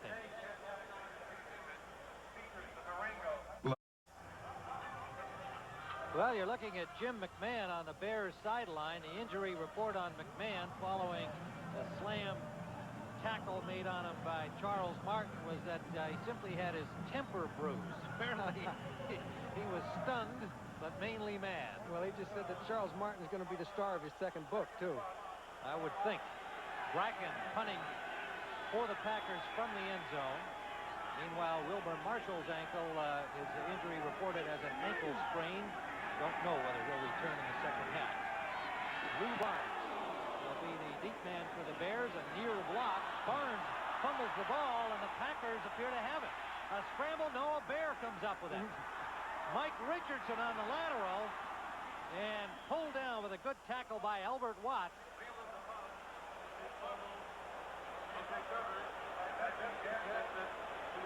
Bestie Jackson recovered the loose ball, and then it was Richardson who winds up being tackled by Watts. A little unintended razzle-dazzle on the punt return. The Packers had a big chance for a critical turnover as Barnes, it's kind of a knuckleball there, and Barnes couldn't control it, and there were 4 Packers there, but nobody could get the ball. Finally, Vesty Jackson with the lateral to Michael Richardson, and it's almost like rugby. So the Bears have first down at their own 46-yard line. 1:44 to play first half. McMahon just got the ball off as he had Carricker with the charge on him and a near in the grasp situation, but he unloaded the ball and saved the loss. 2nd and 10. That's what McMahon does. He frustrates defensive linemen because he has very quick speed for the first 3 or 4 steps, and that time it looked like Carricker was going to get a hand and slam him down. He just a quick move, a shuffle in the pocket, and he was able to dump the ball off. It's hard to get. The only way you get him is the way Martin got him. 2nd and 10. Hey, 29, get on the field.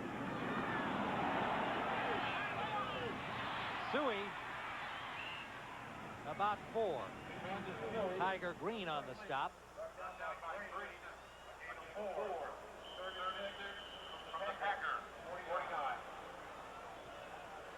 Another timeout call with 1:25 remaining, and the second charged against the Bears with a 9-0 lead here, and a rather strange first half, to say the least.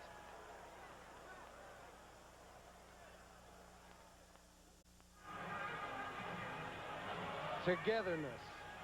Well put. Do they call them the Junkyard Dogs? Is that the defensive team? I don't know which one's defense, but they're together. Well, the fans here have enjoyed their Super Bowl champions, but they've seen them struggle offensively. They get McMahon back, and so far in this game, not terribly impressive on offense, but their defense has them up 9-0. Ezra Johnson is in there on the 3rd down passing situation, number 90 for Green Bay. 1:25 to play, first half. 3rd down and about 6. And going for Ertigo, and the ball short. Good coverage downfield by Mark Lee, who had a near shot at an intercept. And again, a little extra down there with the defensive backs and the wide receivers. So it's 4th down, and the Bears will punt. Not a good pass from McMahon, who is certainly showing the effects of a layoff, and perhaps still the fact that, as he said to us at practice on Friday, he's only about 75% by his own assessment. I asked for on a percentage basis. Can't get the ball over the arm over the top like he would like to. Those were a tough injury. Buford's punt. Taken taken at the 9-yard line by Walter Stanley. And 1:13 on the clock with a flag down on the punt play, and apparently against Green Bay. But let's wait and see what Jerry Markbright rules. What he's going to rule is bad field position for Green Bay. Again.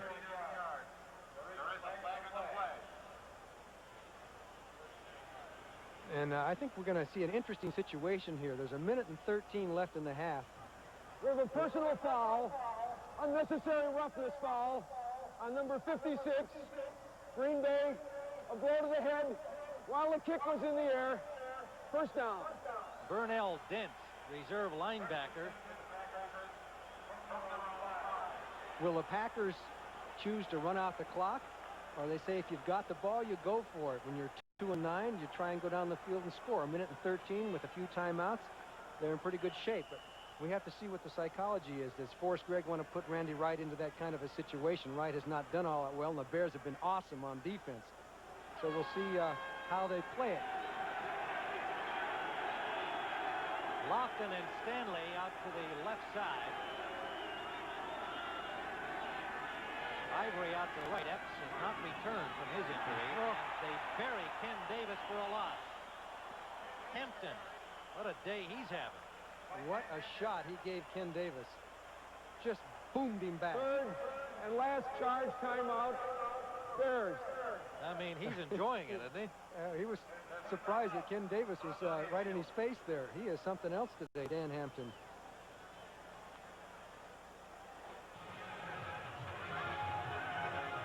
Well, we've got more activity ahead here on CBS coverage of the NFL today. A very important matchup in the NFC East. You will see the Cowboys and the Redskins later today at the inclusion of our telecast. And as usual, the rivalry intense. What a pair they've got in Herschel Walker and Tony Dorsett. Friends now that they've gotten to know and appreciate each other. Jay Schrader, the exciting strong-arm quarterback of the Redskins, has really been hooking up with Gary Clark and Art Monk and company, and George Rogers has found a home in Washington. That battle ahead here on CBS Sports.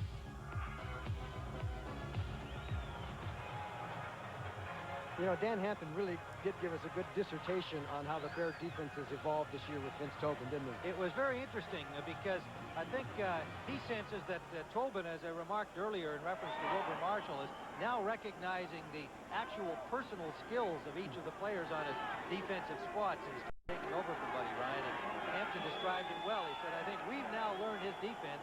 We understand what he's doing. He understands our particular skills, and it's a great blend. Second and 11. Packers. Randy Wright. What a tough spot he's been in this entire first half. Ken Davis picks his way. A nice piece of running by Ken Davis. Close to the 10-yard line. Patiently picking his way through traffic for a gain of about 6. Did you see Gary Fensick blitz that time? He came right up in the middle of the line and all of a sudden disappeared. He got lost under the shuffle, but Gary Fensick is sometimes comes up from that safety spot and blitzes right up the middle, even in situations like this. That one wasn't too much fun for him. Well, the Packers with just 22 yards of offense in the first half. Bears with 133. Okay, Fensick is up there right over the center again. 45. Davis again. That'll bring a fourth down with time ticking down. Fensick made the tackle on the play. And they'll just let this one run out and conclude this rather strange first half of football at Soldier Field. A close game that the Packers are still very much in. 9 points and a full half to play. Don't go away from this one. We'll be back with the score at the end of the first half. Chicago 9, Green Bay nothing.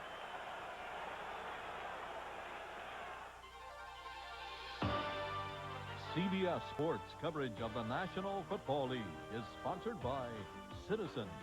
No other watch expresses time more beautifully.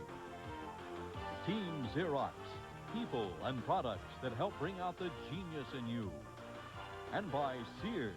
Celebrate Sears' new century and enjoy all the ways we've changed and all the ways we haven't.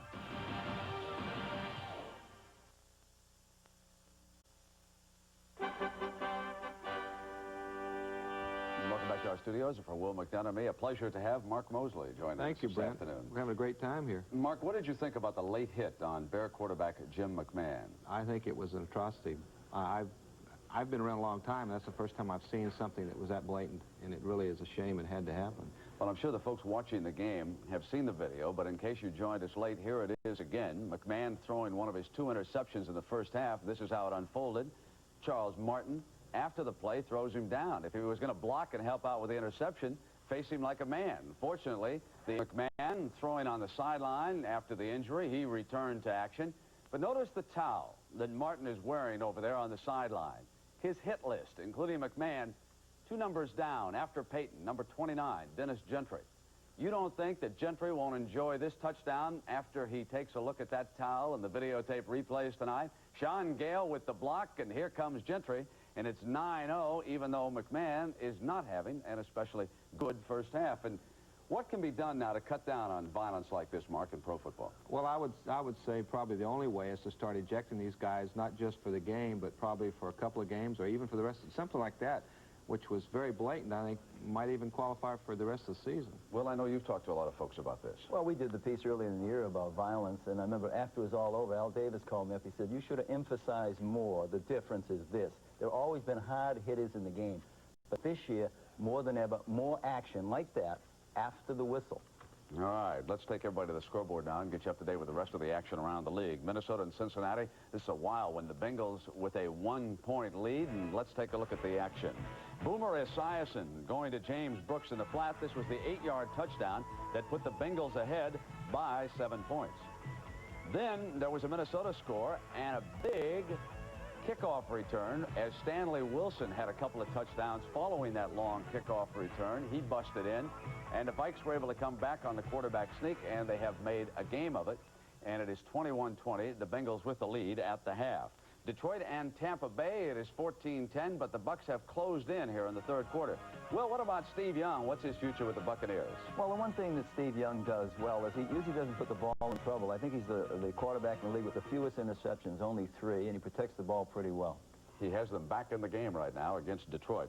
Buffalo and New England, and the Patriots lead at 15-3. They are the half of that game. Pittsburgh and Cleveland, the Browns are ahead 21-14. They have gone to the half. Indianapolis and Houston, it is 10-3. The Oilers with the lead there in the third quarter. Denver and the Giants. The Giants went ahead on a George Martin interception, and then he lumbered. He stiff-armed Elway out of the way, went the distance, 78 yards. In his career, he has scored 7 touchdowns, 6 of them defensively, and that is a record. You know, Mark, when I see Elway trying to tackle George Martin, I think about kickers.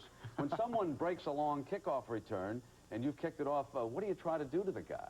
Well, your job is to go try to make the tackle, but most of these guys, being the size that they are, which is not very big, usually try to find a hole to fall in. But around the league, most of the guys are pretty tough, and they try to be that's their one chance to be a real football player if they can make the tackle. Mark, has anybody called you this afternoon? No, we're still waiting. They know where to find me, so I'm here. Telephone number's available. The NFL Today will continue on CBS after these messages from your local station.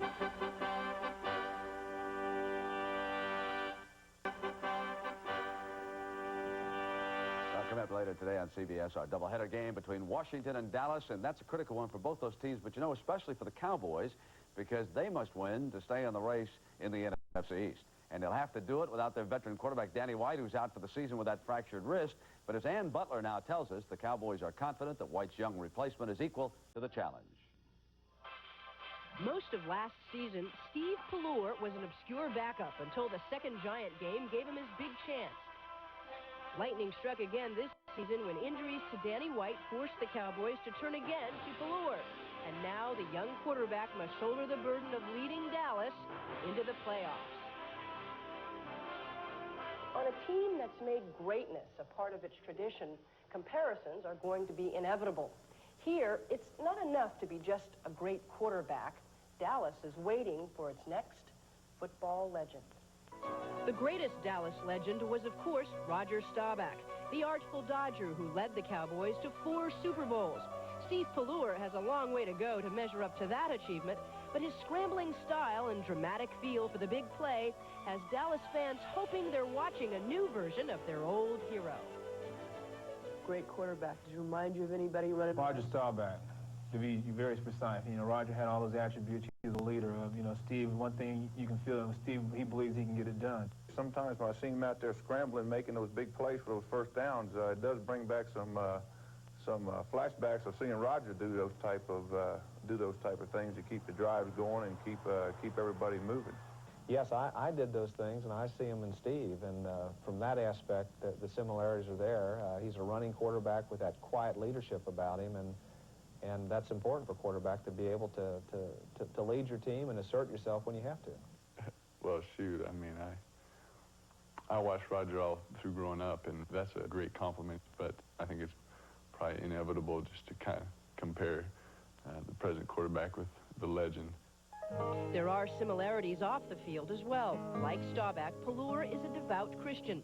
Once a week, he hosts a Bible study at home after practice with friends and teammates. I think I've just counted more on my Christian faith more than anything else, just to try and keep everything in perspective. And because I know the toughest thing for me is when everybody starts telling you you're good and you're doing a great job, that's when you get to be humbled the quickest.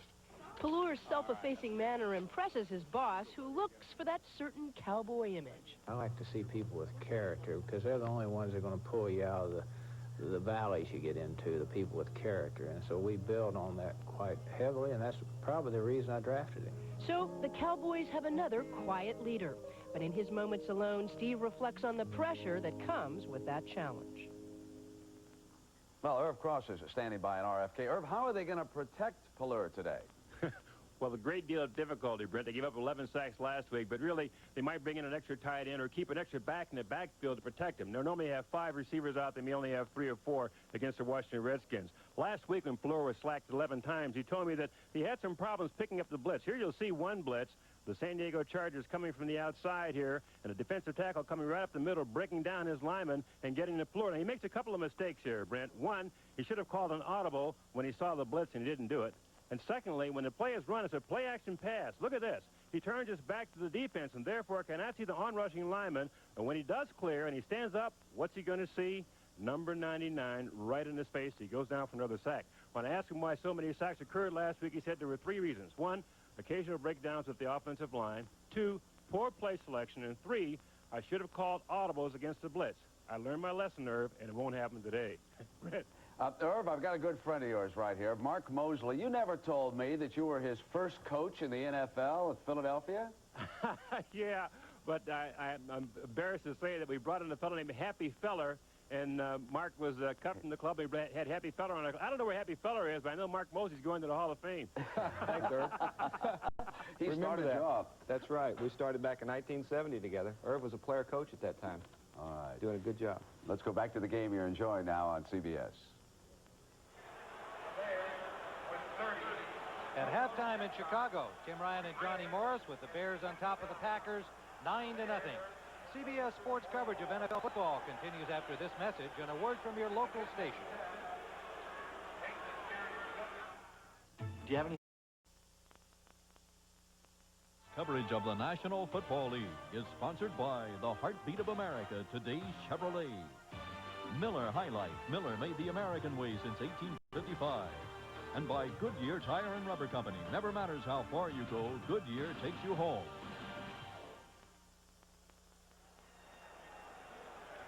It has not been a pretty sight at Soldier Field in Chicago, but nobody expects things to be too pretty when the Bears and the Packers get together.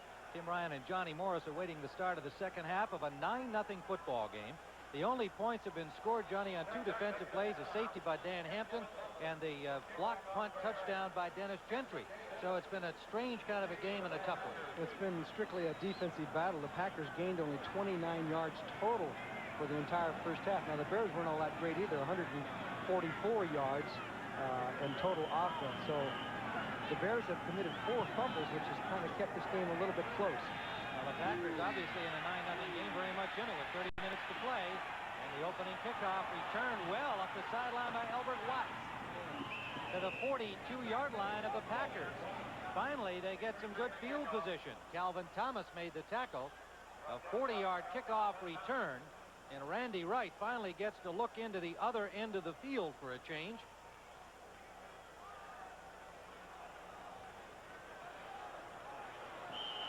The most talked about incident in the press box area of the first half, this one where Jim McMahon, after releasing the ball, which turned into an interception by Green Bay, is hit by number 94 with the play well over and bulldog down onto his bad shoulder. Charles Martin ejected from the game. First down here in the second half produces a completion to James Lofton of the Packers. First down in Bears territory now at the 41. We alluded to some of the stats of an undistinguished first half offensively. There they are. And you can, in addition to turnovers, in fight started the Pack leading 2-1. Hopefully we won't have to document that for you in the second half. That's Gary Ellis running hard and has another Packer first down. Best run of the game by Green Bay. Gary Ellis, the veteran from Missouri. Gary Fensick made the stop. Boy, did they get downfield in a hurry. They're already deep into Chicago Bear territory as Ellis has come on and kept his eyes open here as he got to the outside and then got the kick out block there by Ed West and goes up the field or down to the Bears' 30-yard line. Randy Wright finally looking at some Chicago real estate. This is Ellerson running hard and breaking tackles for a gain of about 8. Bestie Jackson finally pulled him down, so Forrest Gregg has come out with 2 new running backs to start this second half, Gary Ellis and Gary Ellerson. Davis and Caruth that played all of the first half. And I wonder what he said in at the halftime locker room meeting. He tried to get his troops back together after the Charles Martin incident, and they are moving with abandon right now. 2nd and 2. Ellis hit by Richard Dent. Got maybe a yard on a second effort, spinning off Dent, and then running into traffic at the line of scrimmage. Steve McMichael making the stop. And there'll be about a half-yard gain on it. It'll leave 3rd and a long yard for the Packers, who bring in a couple of new troops here. Caruth comes in. Mark Lewis has come on. And Greg Fiesel, number 77, has come in this short yarded situation in the offensive line. They had one too many guys, and Ellis leaves the field. Fiesel lines up as a tight end on the left side, and they messed it up. Randy Wright has to call timeout. First charge timeout. Bear in mind, Green Packer Bay. fans, if you're wondering about Dan Ross and you joined us late, that he came up this morning with a stomach ailment at the hotel, was taken to the hospital. We had no report on what they found, but they did not think surgery would be required. But Ross was unable to play today, and Ed West became the starter, so they're without him. And Charles Martin ejected in the first half. Let's take a timeout along with the Packers.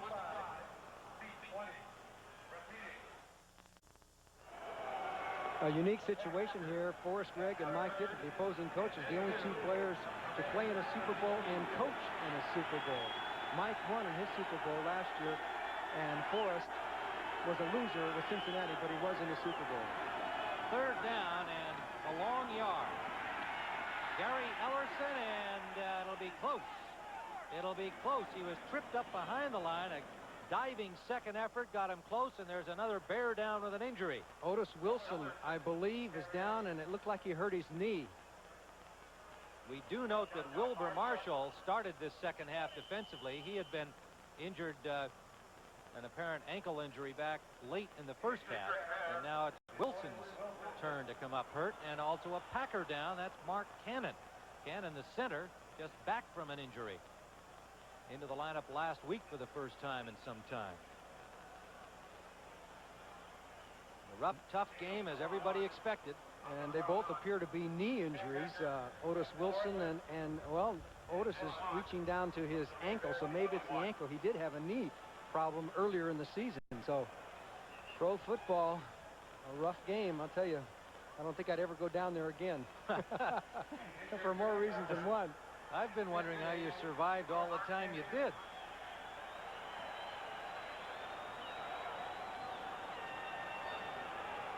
Well, Green Bay, we pointed out, has had such horrible field position in the first half. You can see that Randy Wright has had not much to look at except that one opportunity down at the 18-yard line of the Bears. But other than that, he has yet to start over his own 40-yard line until the second half. And bad things have happened, as you can see. Wilson has come out of the game, so that means that Al Harris will come on for the Chicago Bears at one of the linebacker spots. Let's see if Swanky would be at center for Green Bay. Yes, Carl Swanky is now playing center for the Packers, and we have a 4th down and about a half a yard. Caruth is the lead back. Ellerson has the ball. Diving and would appear to have it. Yes, he does. Fine job by Gary Ellerson, the second-year man from Wisconsin. Had some starts earlier in the year, but lost the starting job to rookie Ken Davis. Made a big play there. First down, Packers at the Bear 18. And taking a look at the Bear defensive line, Ken Rutgers puts the block on Dent, and Ellerson comes up and over Dent, and then keeps his legs driving and gets the extra yard. Nice running by Ellerson.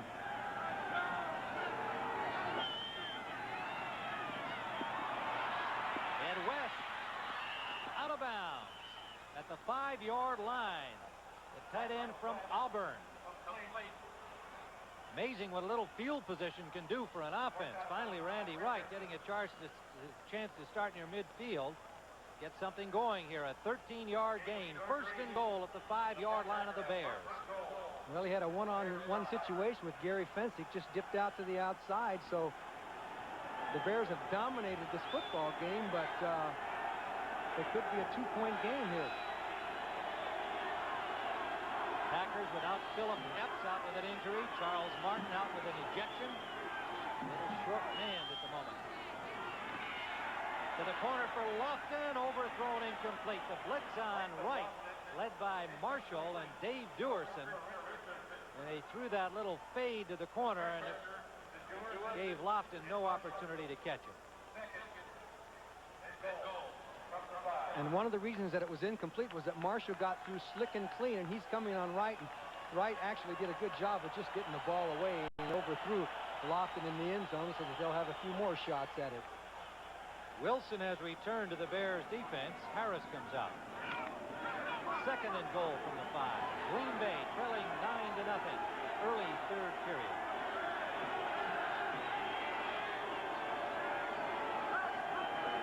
Blitz for Stanley.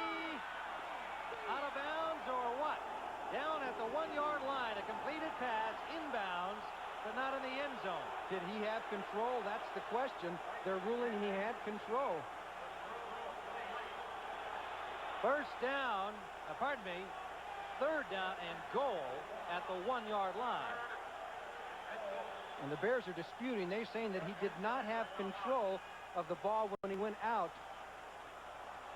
Well, I'd say they have a fair dispute based on our replay. Did not appear like he did, and I hesitated to see where he was vis-a-vis the end zone and the sideline. The pass is rolled incomplete.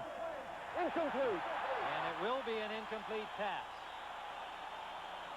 Stanley actually made a rather good catch just to haul it in at all, but he couldn't quite get full possession and control and stay in bounds.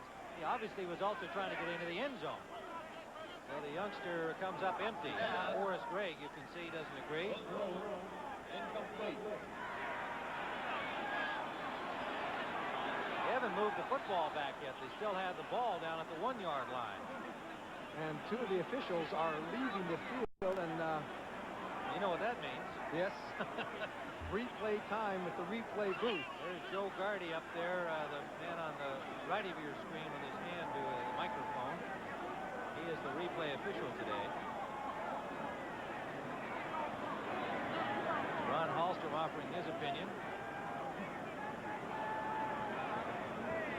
Well, I happen to be one of those who believes in the instant replay booth. I think that of all the changes they've made, they've been to the plus side. In other words, bad calls that have been made, good calls. On the technical aspect of it and the mechanics has not always gone well. but the concept, I think, is a good one. Now, look, watch his last leg now. He's now getting control, and I don't think he got both feet in with control. No, I don't think so either, Johnny. We've now given them another look up there, and we had the usual delay on the field. To sort this out, Randy Wright trying to make some useful time as he talks to Forrest Gregg about what to call After next. further review, the play stands incomplete.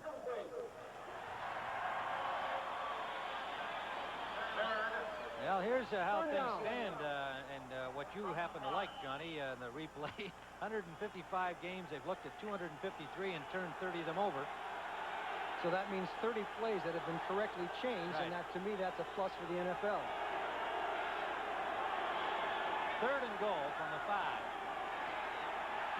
Again, the fade and incomplete. Intended for Lofton. Bestie Jackson had the ball just hit him. Dave Dewerson had the rush on Wright again. And he didn't get much loft on that one. He didn't loft it to Lofton. Well, he just had no time. It's just very difficult to throw when you're almost on your back, and the Bears just got right through up the middle and disrupted the entire play. Del Greco will attempt the field goal for the first Green Bay points. He missed one earlier from 33 yards. This one will be spotted at the 13. It'll be a 23-yard attempt. And if he misses this one, he'll probably head right out the tunnel and back to Green Bay. He's right on the hash there, almost dead ahead. And he got it. So the Packers on the board with 10:47 remaining. In the 3rd period, they have cut the margin to just 6. The Bears 9, the Packers 3. Share your Thanksgiving with John Madden and Pat Summerall as the Green Bay Packers take on the Detroit Lions. It all starts with the NFL Today Thanksgiving on CBS Sports. Tim Ryan and Johnny Morris at Soldier Field in Chicago, where the Packers have gotten on the board with a 22-yard field goal by Al Del Greco to make it 9-3. The Bears on top. Del Greco will kick it off. The Packers to our left in white. Coming down at the 7-yard line, it's Dennis Gentry. Open field tackle and a dandy. That was Ken Davis, number 36. Well, a quick look graphically at what's happened so far today. The big incident in the first half labeled McMahon abuse, and it cost the Packers an ejection of nose tackle Charles Martin. A safety by Dan Hampton, a blocked punt by Sean Gale, a recovery in the end zone by Dennis Gentry, and then the field goal by Del Greco making it 9-3. And I don't think Martin has heard the last of it. He'll probably get fined. I wouldn't be surprised if he gets suspended for a couple of games. Oh, all right. 23-yard line, first down Bears. They come out of the I formation. Ortego in motion. Walter Payton. 6 or 7 for the veteran. Donnie Humphrey made the tackle. 30 yards on the day for, check it.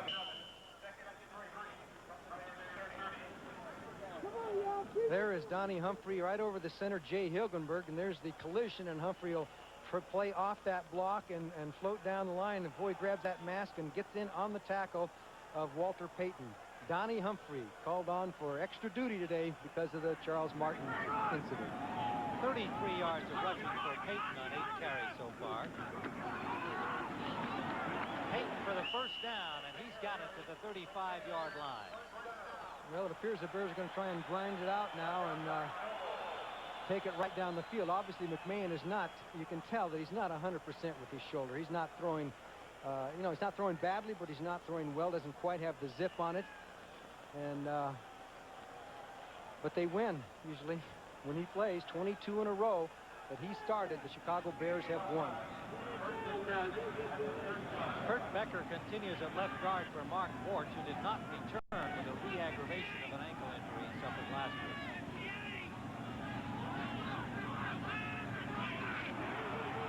A flag down as Payton gets about 3 and then runs into David Greenwood, number 49. And a flag down that appeared to be early movement on the Bears' offensive right side. That is the preliminary signal from Mark Bright, and I would pick Keith Van Horn as the culprit. Randy Scott talks it over with Mark Bright, since they had held Peyton to about a 3-yard Illegal gain. motion, number 87, offense, first down. Well, it's Moorhead, not his tackle, Van Horn, who gets the call. Moorhead, the look on his face indicates that, who, me?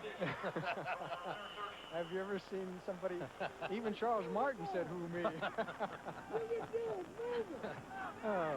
Well, the Pack last week were playing the Buccaneers. That accounts for that number differential. First and 15 from the 30-yard line.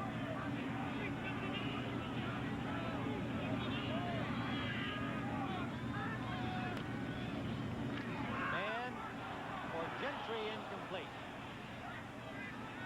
Mark Lee on the coverage. Gentry looking inside, the pass outside. And I think just more of your observations that McMahon just not sharp, and also, no doubt, still feeling the effects of that rotator cuff injury. As I said, he himself says he's only about 75% of his real throwing ability. But he wanted to get back into action. The Bears are now trying to get in the groove for the playoffs, and McMahon obviously couldn't stay out for a couple, 3 months and then be anywhere near being sharp for the playoffs. So they've got to go with it as best they can and wait for the operation next year. Man on 2nd and 15 gets lots of time, has a man complete, and then it's dropped by Willie Gall. Well, he's had 2 or 3 drops. There is a flag down. So when he's delivered the ball to an open receiver, he's had some drops. Ortego dropped one earlier in a similar play. This time Gall. Going to go against the Chicago Bears, and the area of the flag, it might have been against a receiver.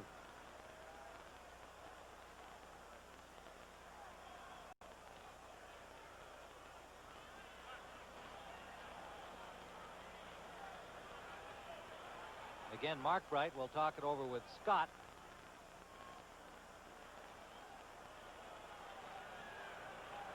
Mike Ditka working that gum about the normal rate for him in a 9-3 ball game. Well, you can tell when he's mad when that chewing speeds up on the gum. Pass interference, number 29, offense, penalty declined, third down. So Gentry called for offensive pass interference. The pass went to Galt, who dropped it, but it would have gone for naught anyway. Well, the Packers opted to put the Bears at 3rd and 15 rather than 2nd and 25. They didn't want to give them the extra down. Now the Packers have Harris lined up in a down position and left defensive end. Expect the rush here. Inside to Peyton. Peyton's got some room on the corner. Cuts it upfield. Good reaction by Donnie Humphrey. And Greenwood slicing in there to get the low move on Peyton, and Humphrey burying him from the top. Good defensive work by the Packers. You're right, because it looked like that play was set up for big yardage around the end. The Bears had crossed him up with a couple of individual efforts, and Donnie Humphrey doing okay in his surprise action. Humphrey up to 300 pounds these days and showing it. Showed some remarkable speed. Buford's low punt takes a bare bounce, and Stanley is upset on a diving tackle. Neil Anderson, the rookie, with a great open field tackle. And again, some more altercation activity back upfield. We have 7:47 to play in the 3rd period. The Bears on top 9-3. Doubleheader action today on CBS Sports NFL coverage. Most of you will see Dallas and Washington, big game in the NFC East. Atlanta, San Francisco, New Orleans at the Rams. Some of you will see those games, and that is all key action in the West. Philadelphia at Seattle. So still plenty of NFL excitement ahead this afternoon. But the Chicago audience will not get that, because this game there was no blackout. First down, Packers from their own 25-yard line. on first down. Randy Wright is sacked.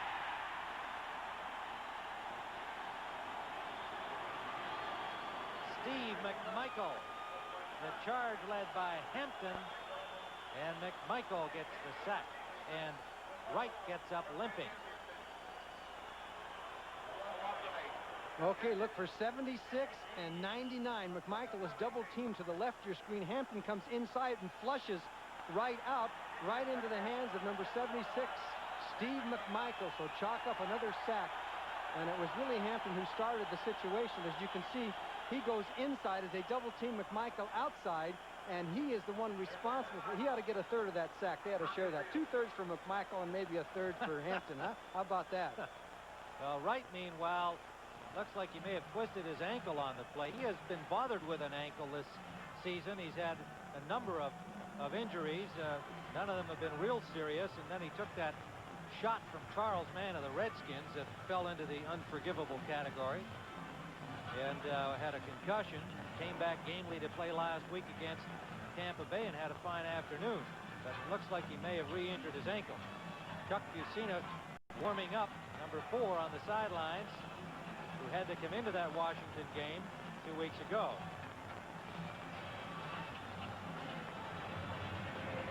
It's going to be 2nd and 18 now for the Green Bay Packers from their own 16-yard line, and we'll have a new quarterback. Excuse me, Fusina hasn't seen all that much action, and most of the passes he's thrown this year have been the short variety, completed 19 for 178 yards, so that's not many yards per catch. So he's on the spot. Fusina got to come in against a defense like the Chicago Bears.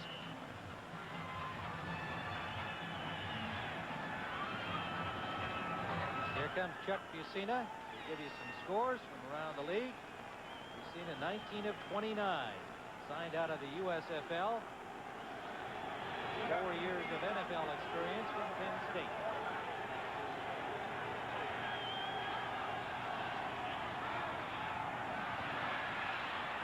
Ellerson, nice piece of running for a first down out to the 28. No, pardon me, back to the 28-yard line. They were 2nd and 18, so they still have 9 to go, but a fine run by Gary Ellerson.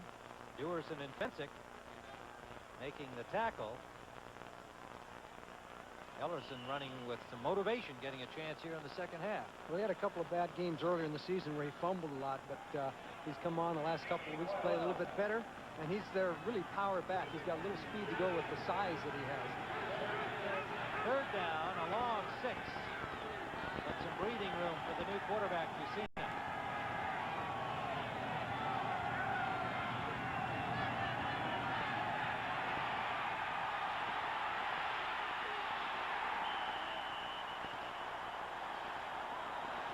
Tackled from behind by Richard Dent. He of the remarkable speed for a 255, 260-pound defensive end. Actually, it appeared that the Packers got a break because the blitz came from the right side and they flushed Fusina out. He had time to run here, and his receivers didn't really come back to help him out.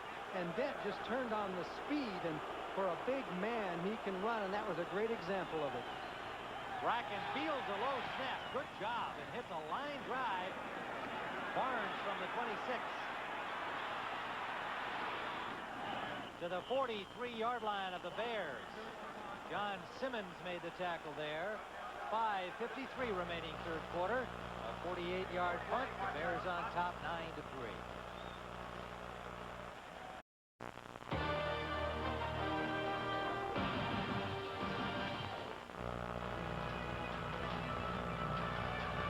Tim Ryan with Johnny Morris. 3rd quarter action at Soldier Field. A tough defensive struggle, 9-3. All of the Bears' points coming on defensive plays. Field goal by Del Greco for Green Bay. Jim McMahon has gone the distance, not too effectively thus far. They have first down at their own 44-yard line. Peyton got about 2 before Brian Noble wrapped him up. Brian Noble is so much more effective inside. When they moved him from outside to inside, he has really come on. He's making the majority of the tackles for Green Bay up the middle there. big, tall linebacker who's more suited for inside. He's played a pretty good game today. Yes, he looks like he's going to be one of those long-time, good, solid class linebackers. Brian Noble. Second down, long 8. 4 to go in motion. Inside for Payton, and it's Noble again. Randy Scott tripped him up, and Noble on his tail buried him after a gain of 3 more. It'll be 3rd down and 5 at the 49 of Chicago.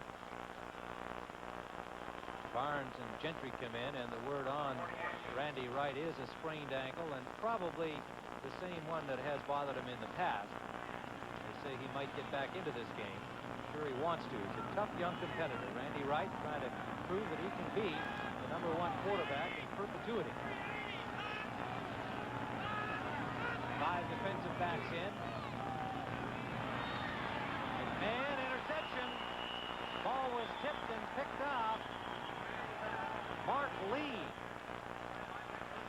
Donnie Humphrey, the man to get a hand on it, and Mark Lee comes up with his 2nd interception of the day. And the key there was that Tiger Green had covered Lou Barnes, who came back in motion.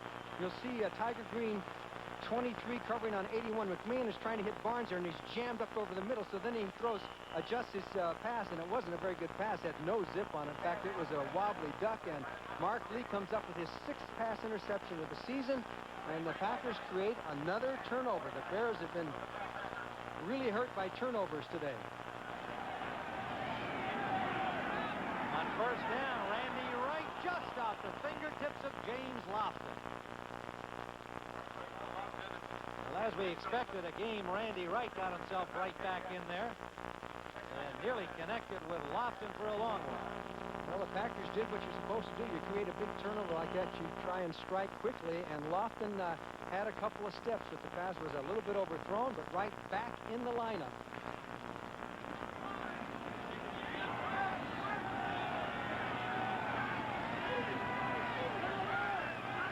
Second and 10.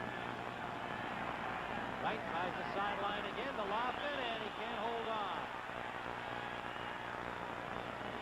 Bestie Jackson again on the coverage. Fensick came over to help. The ball looked like it popped in and out of Lofton's hands. Fensick comes in there with a late hit, but he can legally claim he wasn't sure if he had caught the ball or not. You'll see 45, but Bestie Jackson with the push-off. The timing was really off on the pass. He didn't look back for that ball, but here comes Fensick, 45. Boom. Now on the 3rd down situation, what they've started this week, Fensick comes out, Gale and Todd Bell come in. Otis Wilson goes out along with Fensick, and Fensick saying, well, if they're talking about speed, I can't argue with it. I still think I can play every down, but Vince Coburn wants to have the faster players on the passing down. Randy Wright tried a little basketball push pass out to Ellerson, with McMichael already having a pretty good grip on him. Great effort by Wright. McMichael was calling for the sack there. He's number 76 as the Bears put the blitz on here. He comes on the twist, and you can see Wright goes out, and McMichael says, I had him. Give me another sack. He tried the old basketball pass there and couldn't get enough zip on it. The Bears hold. Green Bay punts. Bracken at his own 30-yard line. Lou Barnes waiting for it at the Bears 15. Big punt by Bracken. Wind aided. Goes through the end zone and will be a touchback. 55-yarder for Bracken. And we have 3:59 remaining in the 3rd quarter. Still a 9-3 football game. Jim McMahon will try to spark something here. Offense has not been in the forefront.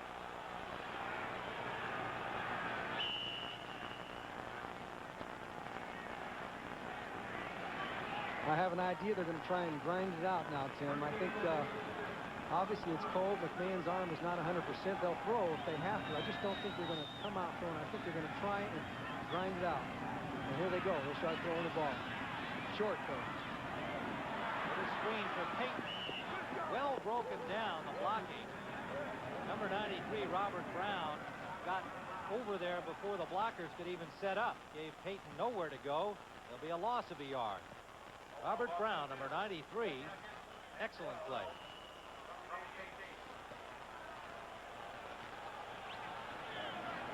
We talk about the Bear defense. The Packer defense, you know, has played a darn good football game.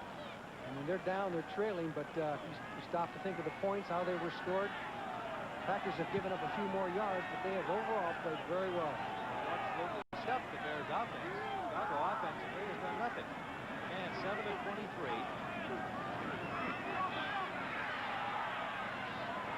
Calvin Thomas. He's hit immediately. Brian Noble with an ankle tackle. The Packers are just smelling these screens, and they're getting there before the play gets developed at all.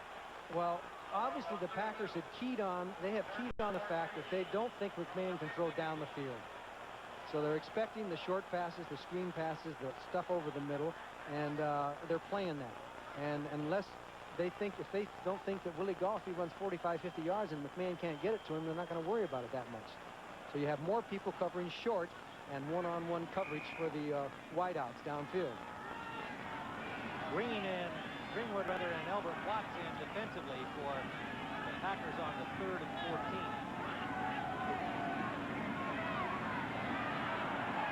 And going deep, he's got Gentry.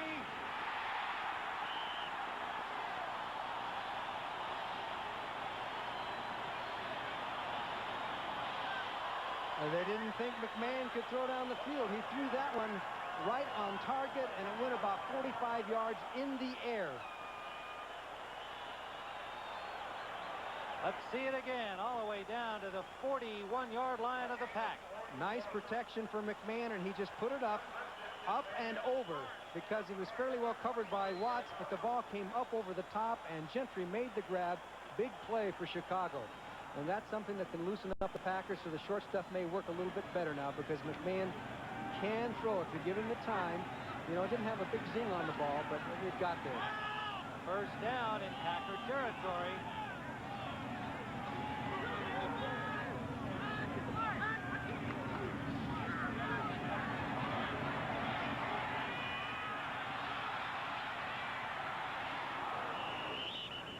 Well, I tell you,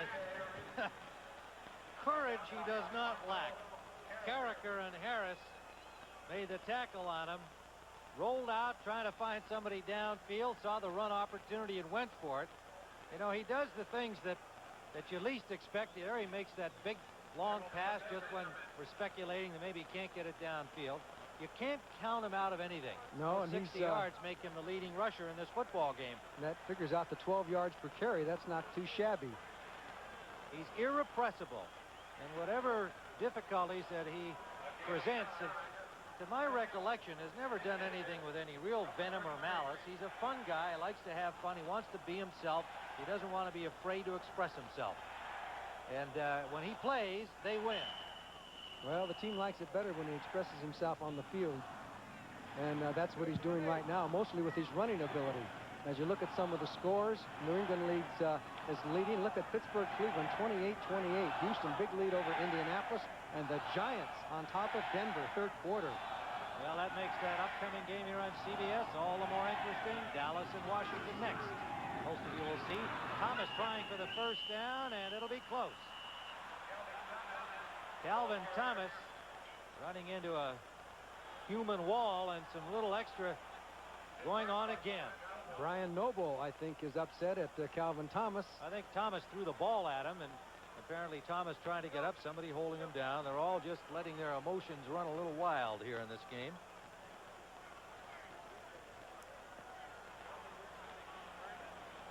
Let's see where they mark the ball. It's right on the 33-yard line, and that will be a first down, Chicago. 1 minute remaining, third period. Bears on the march, finally, at the 33-yard line.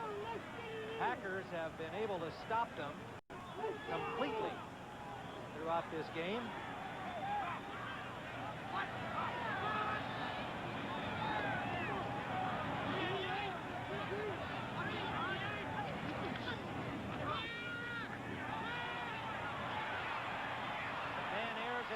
Galt, and it is intercepted, but out of bounds. Mark Lee was over the end line. McMahon just chucked that as far as he could, trying to let Galt run under it. And there were a whole bunch of Packers down there, and you're right. McMahon just aired it out. He had time and decided, hey, I'm going to go for it, and he threw it as far as he could. There was absolutely no pressure on him, so he just heaved it down there, a little off balance, and you can see the Packers were waiting for Galt. 3 of them, in fact. 1 foot, looked like both feet. It's a good call. Mark Lee. He says no good. No, that's out of bounds. He's animated, isn't he? Involved. 2nd and 10.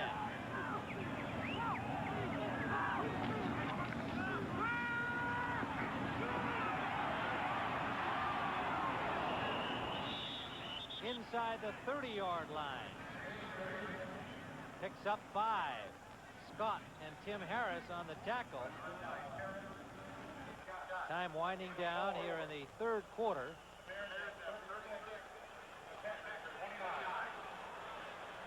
And they'll let it run out. So at the end of the 3rd quarter, the score, the Chicago Bears 9, Green Bay 3. We now pause for a word from your local station. This is CBS. CBS Sports coverage of the National Football League is sponsored by Miller Genuine Draft, cold filtered for real draft smoothness. It's beer at its best. Toyota, builder of tough, powerful, reliable trucks, Toyota. And by Radio Shack, your Christmas electronics store.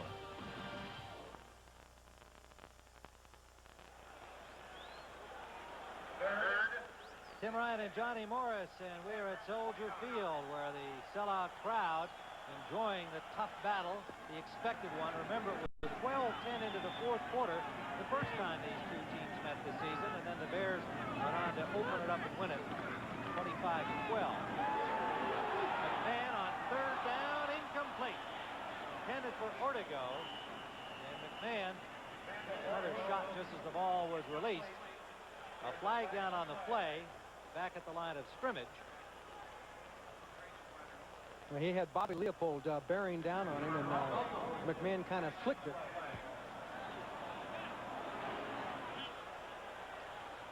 We have 2 fouls on the play.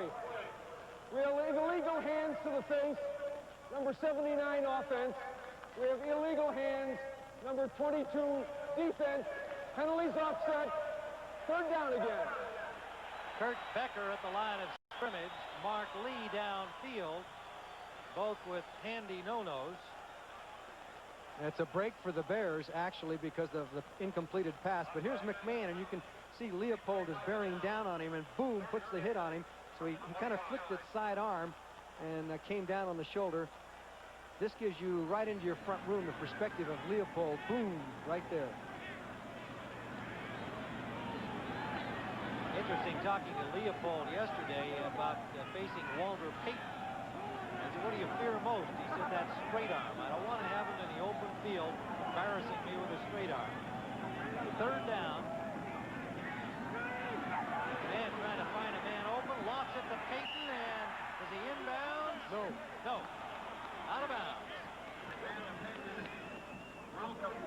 Brings up 4th down right along the sidelines, but no question he was out when he came down to the ball. So now the decision is to the field goal, and Kevin Butler is coming out on the field. He missed his final 3 field goal attempts last week against Atlanta after having made 18 in a row. So he's 21 of 30 on the season, still pretty good. Long and 52 to his credit, so that 46 is in his range. The wind is behind him, which can be good and bad from this distance.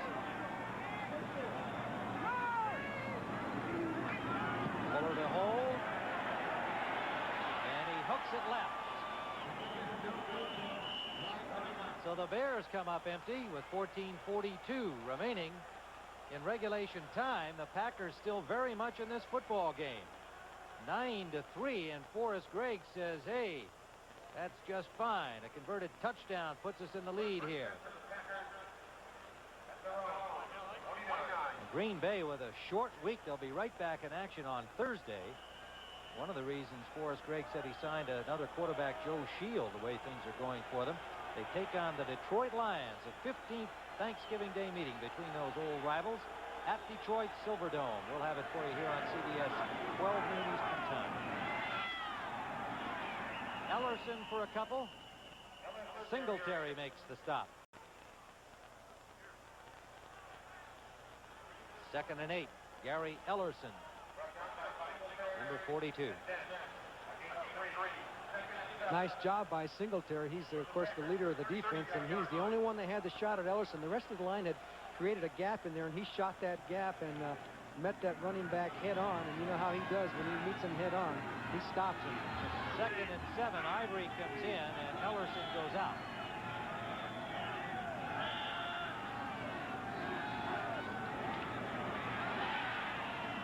Sideline for Lofton. Again, the pressure on Wright, forcing him to throw the ball early. Singletary leading the charge. And there shouldn't be pressure on that kind of a pass. That's just a quick drop back pass. Lofton goes down and out very quickly. It's a 3-step pass. They put the blitz on, and it still should have been completed. The pressure wasn't all that great there. He just misfired the pass. Protection looked to be pretty good, but yes. they're coming at him, and I think, you know, he's just seems like he's a little eager to unload that ball, which is understandable. Well, he knows they're all around, but you've got to know how close they are. That time there was no excuse. But he's down there. We're up here, huh? 6 and 23, Randy Wright's been a nightmare out there for him today. Blitz. Nice move by Wright, complete to the tight end West. And he has first down yardage. Wright showing fine composure on that play. Right now, let's take you to New York and Brent Musburger for an NFL update. Well, Tim, we've had another successful debut by a quarterback. Chuck Long, the former Iowa star, a touchdown pass. That's his first passing attempt. Leonard Thompson's second score of the day, 38-17. Tim, Chuck Long probably thinks this is an easy game. Let's go back to Chicago. Yeah, that's a nice way to start, kind of like Everett did last week for the Rams. So you'll see Chuck Long Thursday. The Lions and the Packers here on CBS. First down, Green Bay. Ken Davis gets about 2. Flag down on the play. Dan Hampton made the stop. And a holding call against the Packers.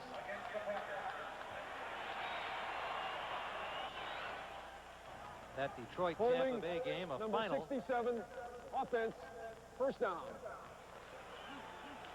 Lions 38-17, and that improves their record to 5 and 7. They called that penalty on Swanky. He's playing at the center spot. He's played about every offensive line position the Packers have. Tremendously valuable man. Cannon been out with injuries. He's been playing center, and Cannon left the game hurt.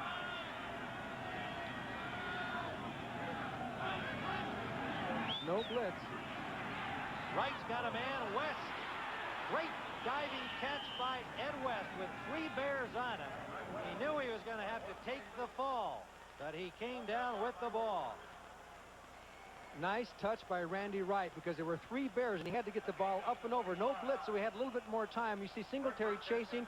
Pensick comes into the picture, and Dave Duerson, and Ed West did the job that he's got to do, and that's to concentrate on that ball. Ed West getting the start for the ill Dan Ross. Missing the game with a stomach ailment. First down, Green Bay at the 42 of Chicago. A 6-point game. Lots of time remaining. Ellerson. Nowhere to go, and Dave Duerson drops him for a 2-yard loss.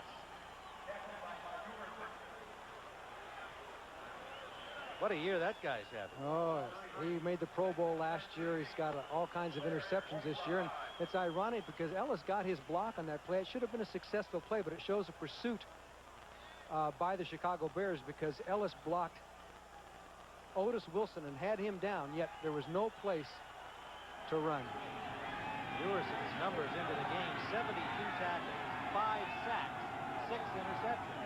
Coburn return. 2nd and 12, Packers. Draw play. No, good fake. West again.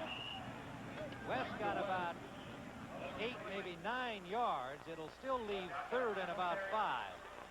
Singletary on the tackle. I like the fake a lot. I thought he had handed it off. 3rd down and 5. That's been quite a struggle. Pittsburgh and Cleveland. Houston beating up on hapless Indianapolis. The Giants in Denver. Giants up 16-9 on Denver, leading the West at 9-2, and the Giants at 9-2 in the NFC East. Dallas, Washington later here on CBS. Blitz. Sack. 5 sacks today for the Bears.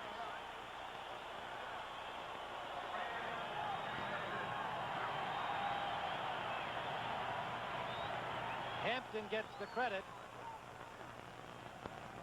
He got there first, but there was a whole bunch of other Bears coming. As you can see, the linebackers, you see Wilbur Marshall, they tie up some of these blockers. There just aren't enough men for everybody to pick up. Singletary comes around the other way, and Hampton was really the guy on it. He deserves most of the credit, but the whole defensive line was in there. So Bracken will punt again, and that's nearly blocked by Sean Gale. A high punt that only goes about 10 yards from the line of scrimmage, maybe 11 or 12. And it'll be excellent field position for the Bears when we return.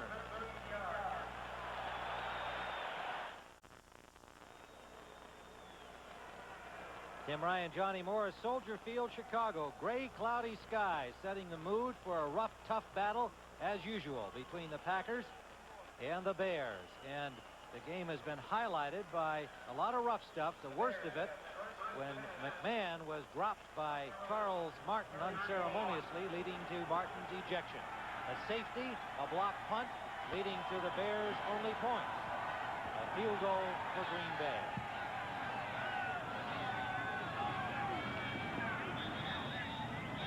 Whistles everywhere as the pass was completed, flags, etc. McMahon 9 of 27 on the day for just 67 yards and has had 3 interceptions. Ball start, number 74, offense, 1st down. Jim Covert charged with a false start. You know, we haven't seen much of Matt Suhey this second half. Calvin Thomas has been getting most of the play. I don't know if he got hurt, but he usually shares it pretty much with Calvin Thomas. The Bears now into a passing situation, but I'll bet they don't pass this time. I'm probably wrong. 1st and 15. Out of the eye? No?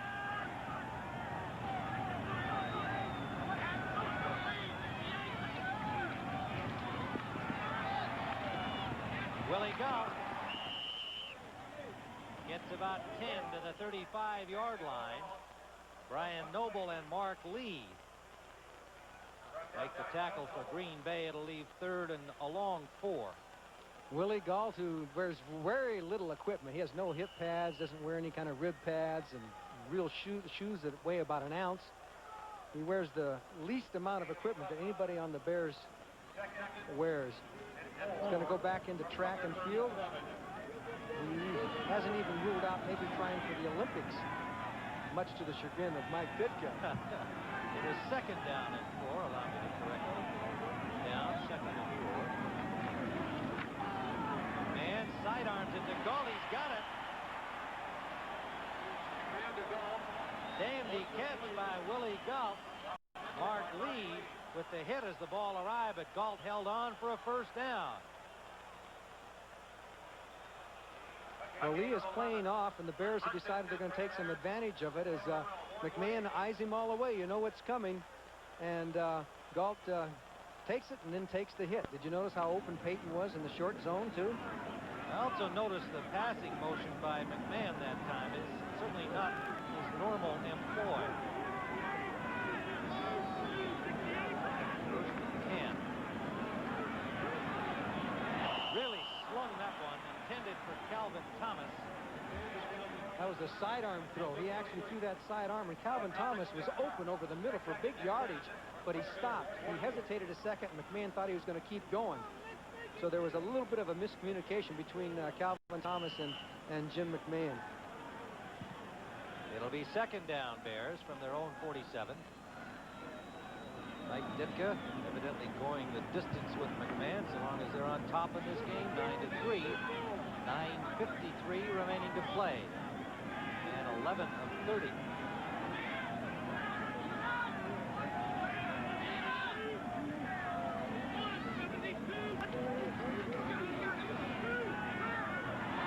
Good catch by Tim Reitman. Gain of 7. Greenwood and Scott on the coverage made the tackle. Well, Tim Reitman, the former UCLA star, USFL, you notice he's got his gloves on. He's getting used to Chicago, but he says, I want gloves. He said, this is cold weather. See, most of the receivers, virtually all of them, wearing the gloves now, those kind of tacky scuba-type But even gloves. when it's 40 or 45, Yeah. you think you'd... Well, you're the receiver. What do you think? Well, I'm surprised that Mike Ditka even lets him wear them. Third down and 4.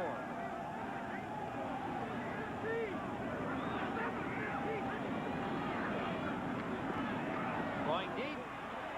Will he go? And who's got it? Nobody.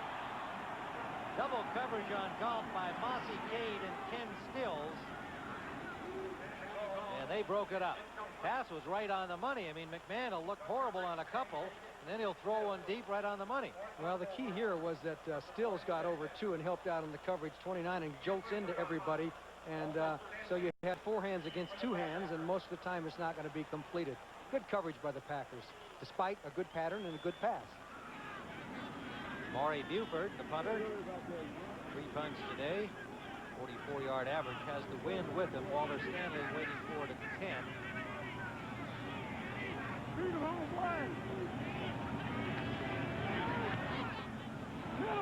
That one hangs up. Bounces upfield and down by the Bears. So they'll get about a +2 there as they mark it at the 22-yard line. Randy Wright gets his instructions for this series. And again, some conversation, a little extra pushing and shoving, especially the defensive backs of the Packers. 8:47 to go. The Rams, powered by Eric Dickerson, the NFL's hottest running back, take on the Jets, fueled by Ken O'Brien, the NFL's hottest quarterback. An offensive showdown next Sunday on CBS Sports. Forrest Gregg and all of the Packers and their fans are fully cognizant of the fact that it's a 6-point game. And while neither team has been able to do anything offensively, with 8:47 to go, his team can still win it. Gary Ellis pounds his way for about 7. Despite the fine defensive work by both teams and a lackluster offensive display, we've got a 6-point game. That means really one big play can turn it around in favor of Green Bay. And the Packers are moving a little bit better here in this second half. And you know, I don't think it was any secret that Mike Ditka and Forrest Gregg didn't get along all too well before this game. And after the Martin incident, I imagine they're less friendly than they were coming in, if they were friendly at all. Ditka was out there on the field when that incident occurred. Here's Gary Ellis bouncing off tacklers. Biggest play of the game offensively by the Packers to the Bear 46-yard line. Gary Ellis.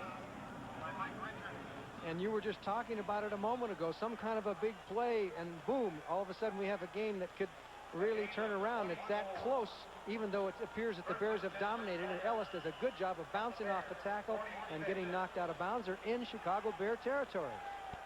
Well, they've dominated defensively, but they certainly haven't dominated offensively. That's been about a draw. Even though the numbers favor the Bears. First down. Wright steps up.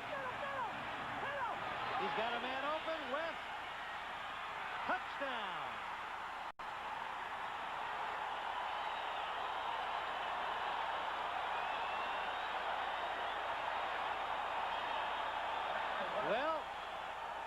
hate to say I told you so, but that's exactly what could and did happen. Well, West with a big bomb from Wright. Wright injured on the play. Took a shot from Perry just after he released the ball, or as he's releasing it. Let's see it. Well, it was a great play by Wright under pressure. He had the choice. He could have run down the field. Look at the open spaces down there. And then he just tells West to go on, and he threw the ball as far as he could. He was behind Dave Duerson and made sure the catch fell into the end zone. And the Green Bay Packers have taken the lead as they're taking Randy Wright off the field. And here's the hit that Wright took. He could sense the refrigerator coming, and boy, did William Perry lay the wood to Randy Wright. So both quarterbacks have been jolted, but Perry's is a legal hit, and he really did hit him. Give some credit to Randy Wright, though. Standing up under the pressure, and he got hurt once before. Now he's back out of the game, but the Packers have the lead. It may be that ankle that, as we commented on earlier, he has been bothered with for the past several weeks, and getting assistance from his teammates. But a gutty display by Randy Wright, coming up with the first offensive touchdown of the game. And, you know, I think this time he's out for good. It looks like it's so tender that I would doubt that he'll be back in the game this time. 7:49 remains. The extra point will put the Packers in front. Al Del Greco, the man responsible for the go-ahead point. Ed West, a 46-yard touchdown. The play stands. Touchdown. After final review.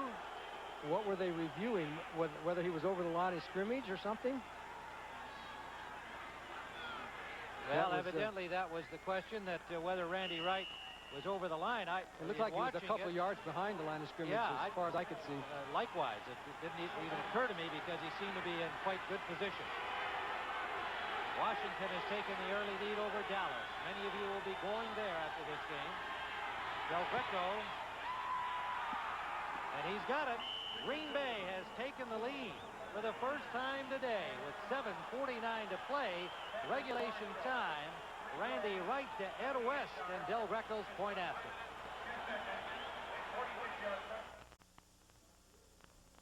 All right, welcome back to New York. Now, let me update the situation with Dallas and Washington. The Redskins have scored, and it was George Rogers thundering in for the game's first touchdown. This is from 14 yards out, his 15th touchdown of the season, and many of you will be going to join that game just as soon as we finish with the last 7:49. Meanwhile, Thanksgiving Day here on CBS, and it will be these Green Bay Packers. They will be taking on the Detroit Lions. That'll start with the NFL today at noon on Thanksgiving. Let's go back to Soldier Field. Here's Tim Ryan and Johnny Morris. Tim? All right, Brent. Well, we've seen the Green Bay Packers make the big play. They've taken the lead here. A strange football game. Lots of silly nonsense going on. Some of it expected, the hard hitting of the Packers, Johnny, but you got to credit Randy Wright.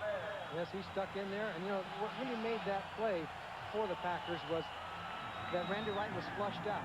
And that broke the coverage for the Bears, and West was able to keep on going and get behind the coverage, and then Wright made the great play.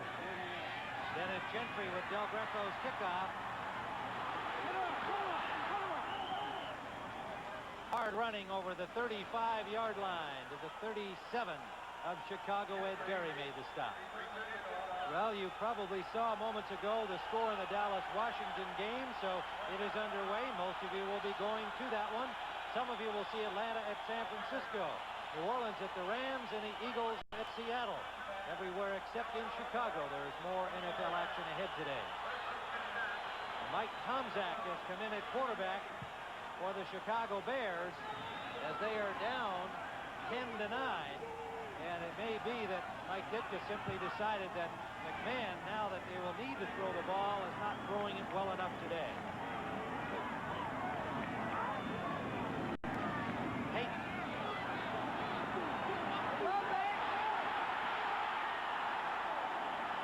To the Packer 47. First down. Ken Stills on the stop.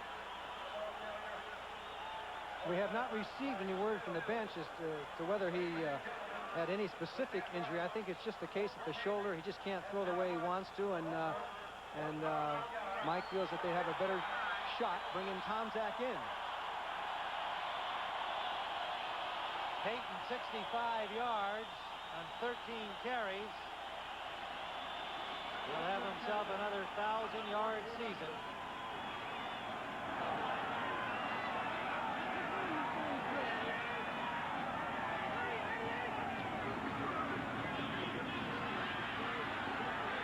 Tomczak for Galt, almost intercepted. Mark Lee, who's got 2 already, nearly had a third. Willie Galt did an excellent job of breaking up the intercept. They were going to go with the short hitch pass, but you'll see Mark Lee comes up tight and ruins the timing, and Tomczak decided not to throw to him. See how tight he is? So then Galt just turns around and heads up the field, and, you know, just give Mark Lee some great credit there. He came up, jammed up the short pass, and then reacted and almost had himself an interception. 2nd and 10. Mike Tomczak, the second-year man from Ohio State, who's had to fill in for the injured Jim McMahon. He's passed 3 games, taking the number 2 spot away from Steve Fuller.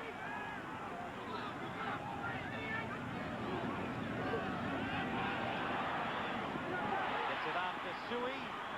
Good defensive play by the Packers. First man to hit a Mark Lee, and then Brian Noble able to get a hold of Suey before he moved upfield. A pickup of maybe 3 yards.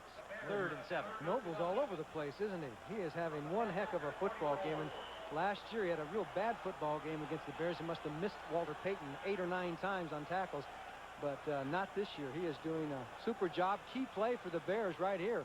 3rd down and about 7. Albert Watts comes in. Ezra Johnson comes in. Don't forget the Packers without 2 starters. Dan Ross at the tight end, and on the nose, Charles Martin was thrown out, dropping man illegally. Tomczak gets lots of time, and in and out of the hands of Lou Barnes. Barnes had the first down yardage, couldn't hold on to the ball. Tiger Green on the coverage. It'll be 4th down. Well, now, with 6:33 remaining, the Packers will have the ball again. You almost expect that the Bears defense, if this game is to be won by Chicago, will have to do the winning. They've got all the points. Chicago has scored today. Well, the situation of the game has come down to the fact that now, if the Packers gain control here and don't blow the punt, their destiny is in their own hands. If they can move the ball and control it, they can win this football game. Will it be Fusina or Wright? We'll find out. Short punt out of bounds, way upfield. They're going to spot it at about the 27 or 28-yard line. Let's see, the 30. So good field position for Green Bay, something they have not had much of. A 14-yard punt by Buford. Well, these Green Bay Packers will have to get it all together for Thanksgiving Day, the traditional game. Thursday here on CBS at Detroit, the 15th meeting on Thanksgiving Day, a holiday tradition.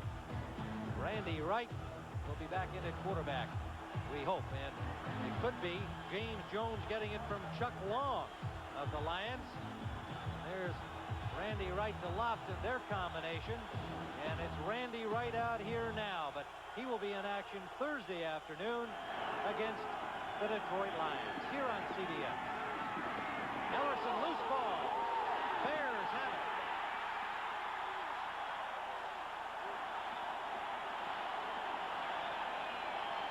Dave Duerson with a fumble recovery.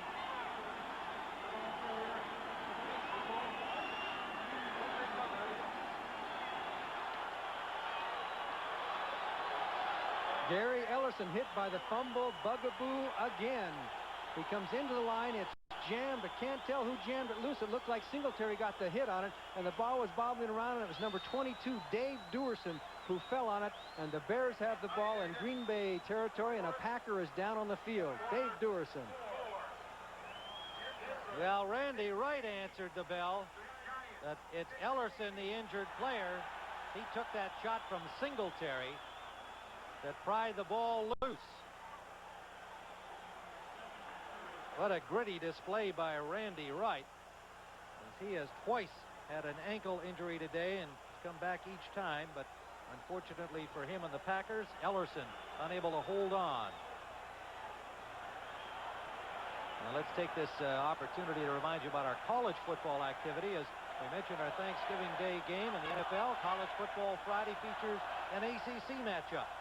Maryland, the Terrapins against the Cavaliers of Virginia. Young Danny Henning, the quarterback for Maryland. And on Saturday, the traditional college rivalry, Notre Dame and USC, live at 3:30 Eastern Time. The bowl-bound Trojans. And then Sunday afternoon, we're back to the NFL action, doubleheader action again, and what a dandy to open the day. The Rams at the Jets, and some of you will see the Redskins at St. Louis. Big game for the Rams and Washington, both of those games that afternoon. And doubleheader games, Philadelphia at the Raiders or Atlanta at Miami. Atlanta still in the playoff picture in the NFC West. I'd say there's a lot of football coming up on CBS, You're wouldn't not you? kidding. You're going to have your fistful. Now, the Redskins are underway against Dallas. We'll be going to that game for most of you. The Giants, 9-2, were leading Denver, the last report we had. Dallas at 7-4, so quite a scramble there. And in the NFC West, the best battle for playoff spots. The Rams, the 49ers right behind them, surprising New Orleans, and Atlanta's still in it. So those games this coming weekend, and indeed later today, can very much affect the playoff picture. And look at this, the Broncos have come back against the Giants. The Giants and Denver and Chicago and Washington all at 9-2. The Jets at 10-1 with the best record. Redskins leading Dallas, will be going there. All right, Ellerson has been attended to. The Bears have the football.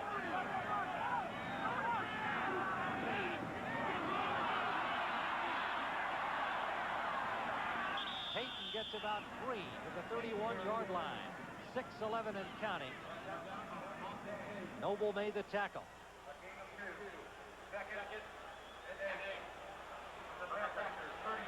Walter Payton, an interesting guy, he's had these injuries. He had the dislocated toe. Most players wouldn't have played the next week. He took no medication, no Novocaine, no cortisone. He says that he mentally blocks out those injuries, and he says, I'm like back in the old days when the Indians had to walk on red coals, hot coals. He does that. He doesn't let an injury affect him at all. 2nd and 8. Reitman for 5. Open field tackle by Randy Scott. And Reitman unhappy that he didn't get to the marker. Thought it was a good defensive reaction by Randy Scott. Well, Reitman bobbled a little bit, so he wasn't able to get himself in stride. And what we're boiling down to is that if the Bears don't make the first down here, it'll be Kevin Butler coming out, and he's on a streak of missing 4 in a row. So you talk about a young man who might be under some severe pressure here in a moment. And he missed in this direction. The swirling wind at Soldier Field appears to be blowing into the face of the passers and kickers of the Chicago Bears. Peyton, first down.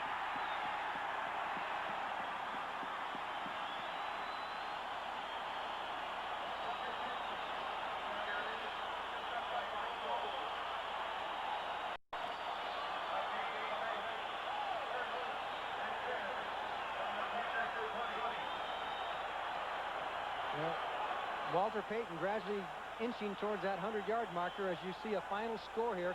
Cincinnati 24, the Minnesota Vikings 20.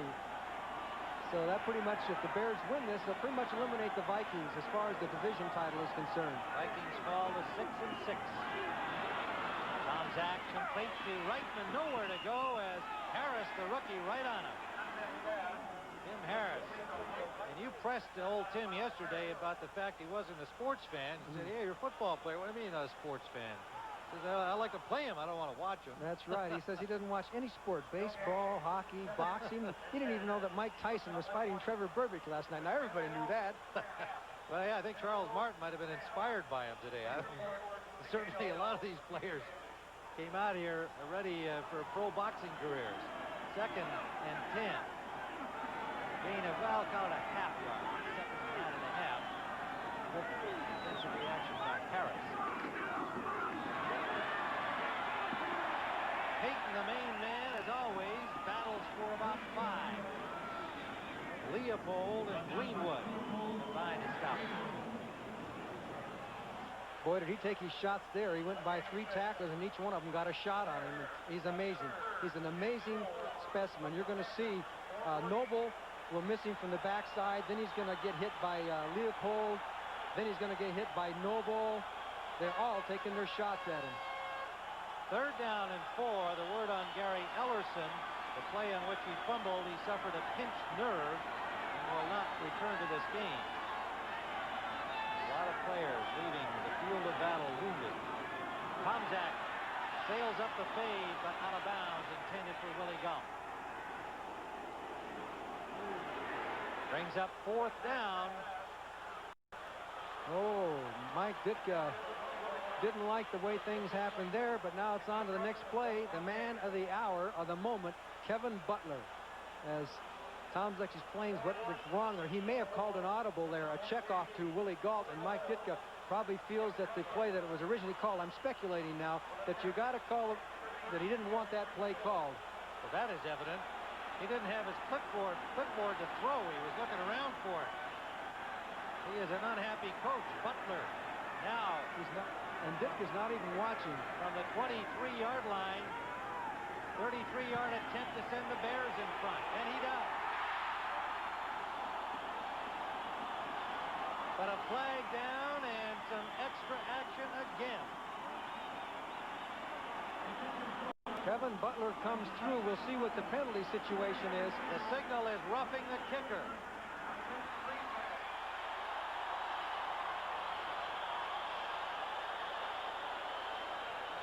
It looked like he was blocked in. That was Tiger Green there, but it looked like somebody had knocked him off balance as he came in.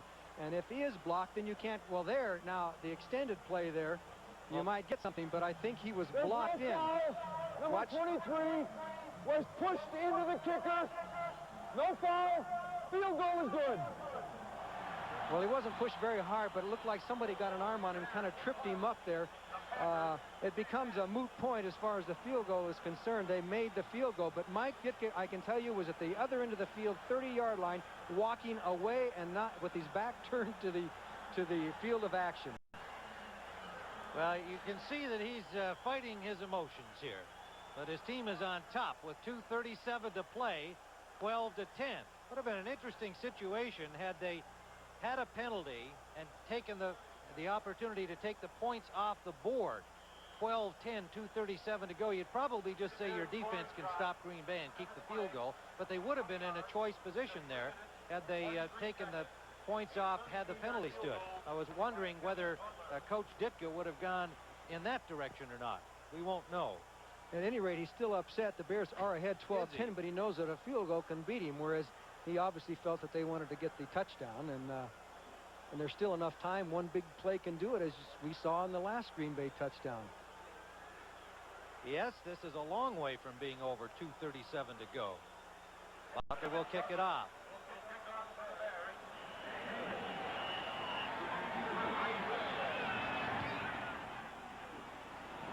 Line drive, fielded at the 15.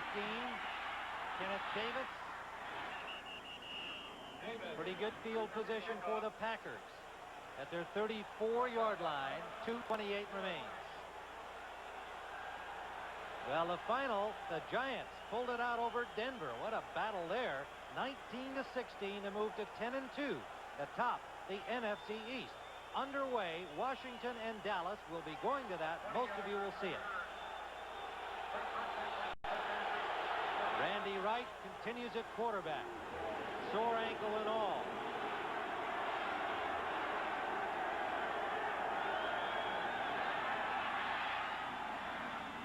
Complete. Lofton. Out of bounds. Good effort by Lofton. He could see the ball was going to be out of bounds. He would have to keep his feet in and reach over the sideline. Just couldn't do it. And both officials signaled simultaneously, so they both saw it the same way. He's got the ball. Down comes the left foot was out. Both feet were out. He didn't have one foot in. 2nd and 10 from the 34 of the Packers. Right 10 and 28, 148 yards, a touchdown, and 2 interceptions.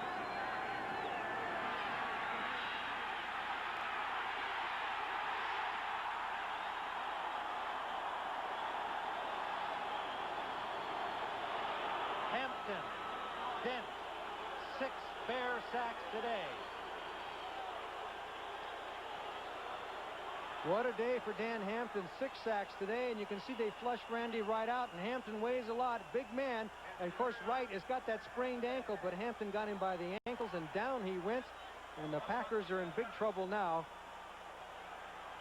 Third down, 18. The Bears had 39 sacks coming into this game. The Packers had only 16 for the entire year. They did have 6 last week, so there's a big disparity in these two teams because of the sack situations as far as sacks are concerned. But Dan Hampton, what a game he's had. 2-minute warning has sounded. Bears lead by 2.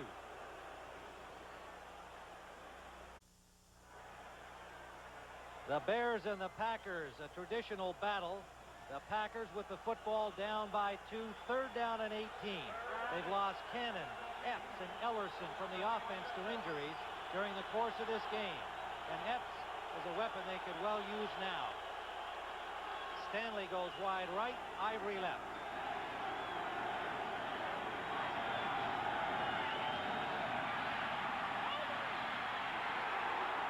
Almost picked off by Todd Bell. McMichael with a hit on the right as he released the ball. Fourth down. 1:54 on the clock. The punting unit comes on.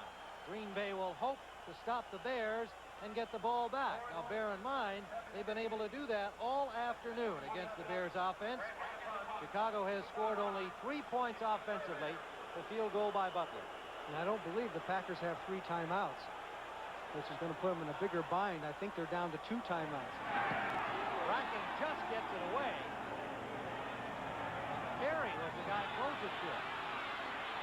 Lou Barnes takes it out of bounds at the 24-yard line of Chicago. 53-yard punt. Wind aided for Bracken. Eagles up early on Seattle. The Seahawks have to be the disappointment of the entire NFL this year. The city of scoreless. 49ers with the early lead over Atlanta in that key battle in the NFC West, and the Rams up on top of New Orleans. Some of you will be seeing those games, and the rest of you, Dallas, Washington, except in Chicago. Tom Zach leads out the Bears, trying to move to 10-2. Walter Payton. About a 5-yard pickup for Payton. Ryan Noble and Randy Scott. First charge timeout. Correction. Second charge timeout. Green Bay. So the Packers take their second timeout, and that gives us an opportunity to bring you an update on Dallas, Washington. Here's Brent Musburger. All right, Tim, with a lot of folks headed in to watch this one, the Dallas Cowboys will be trying to dig out of a big hole. Schrader to Didier, 71 yards, and it is now 14-0, and the Skins are so tough at home. Let's go back to Tim Ryan. The Redskins and Dallas. With the Redskins on top in a hurry. Didier, he is dangerous. He's got great speed for a big man, and you see Schrader go to him. Well, Washington's so tough to beat on their home field. Really difficult to beat them. They're a good football team. Their record is a legitimate record, 9-2. Well, I think the Packers are going to have to try and start stripping that ball. Forget about the tackle so much as to try and jolt that ball loose, and I'm sure that's what they're thinking about. As Jim McMahon, shoulder didn't get any worse, but it certainly is not 100%, and that's going to be a factor in the rest of the Chicago Bears season. How well can he get by the time the playoffs come around? Right. I don't care how good the defense is, if it's number 1 in the NFL. I don't think you can win in the playoffs or certainly in the Super Bowl with defense alone. Second down and 6.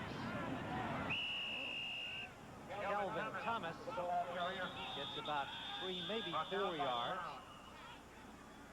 It'll leave third down, and another timeout called by Green Bay, trying to save some time on the clock. Last charge timeout. Green Bay. 1:26 remains, and the big play for Green Bay is next. They will have a 3rd and 3 to stop the Chicago Bears, get possession of the football, and leave themselves time to get close enough for winning points. Goes to show you how important it is that when you call a timeout in the third quarter for some kind of a mess up or whatever it is, it can end up costing you a football game. It makes a big difference in this game now because the Packers could stop the clock with about 1 minute and 20 to go and then get it back and have some time. But now the Bears, I would think, would run the ball and let the clock just run and run and run and eat up for another 30, 40 seconds. And by the time they punt to him, would be nothing, very little left on the clock for the Packers. Well, that's a good point, Johnny, and yet they, you know, again, with a young quarterback, inevitably you're going to have those kind of situations, especially against, he comes out and looks at all of this, you know, jumping around defense. The Bears shows you, and he's in his own end, and he doesn't want to make a mistake, and so inevitably you're going to get the odd timeout call. Do you think he's going to smile when this game is over? Well, I noticed his gum-chewing tempo is down a little bit, so I guess he perceives that the odds are with him to win the game. Will he smile? Probably not, be my guess. The Packers' best chance, if they do stop the Bears here on this third down situation, may be Walter Stanley's ability on punt returns.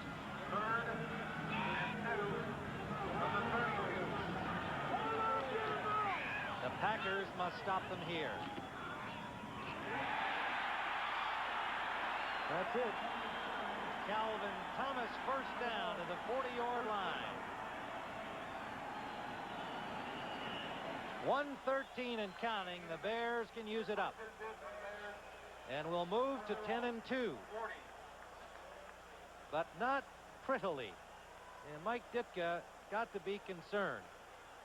The role that has been placed on the defense to literally win the football game today is not a comfortable role when you get down to the big teams and the big games. That's right. They can beat teams that are average teams. The Packers have to be in that average category, but when you start to play the New York Giants and the playoffs and the Bears in this situation, you just can't depend on the defense to do it for you when you get in that situation. So a lot of it's going to be depend on Jim McMahon, how his shoulder came out of this, whether they're going to try and rest him again or they're going to keep playing him at less than 100%.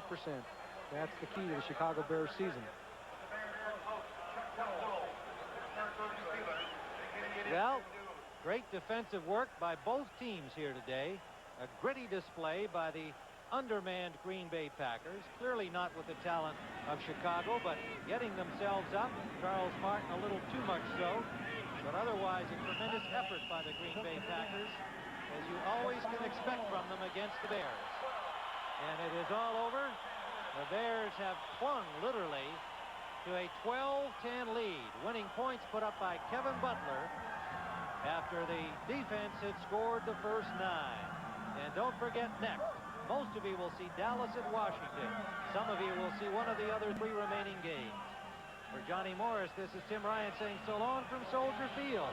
The final score, 12-10 Chicago. CBS Sports coverage of the NFL continues after these words from your local station.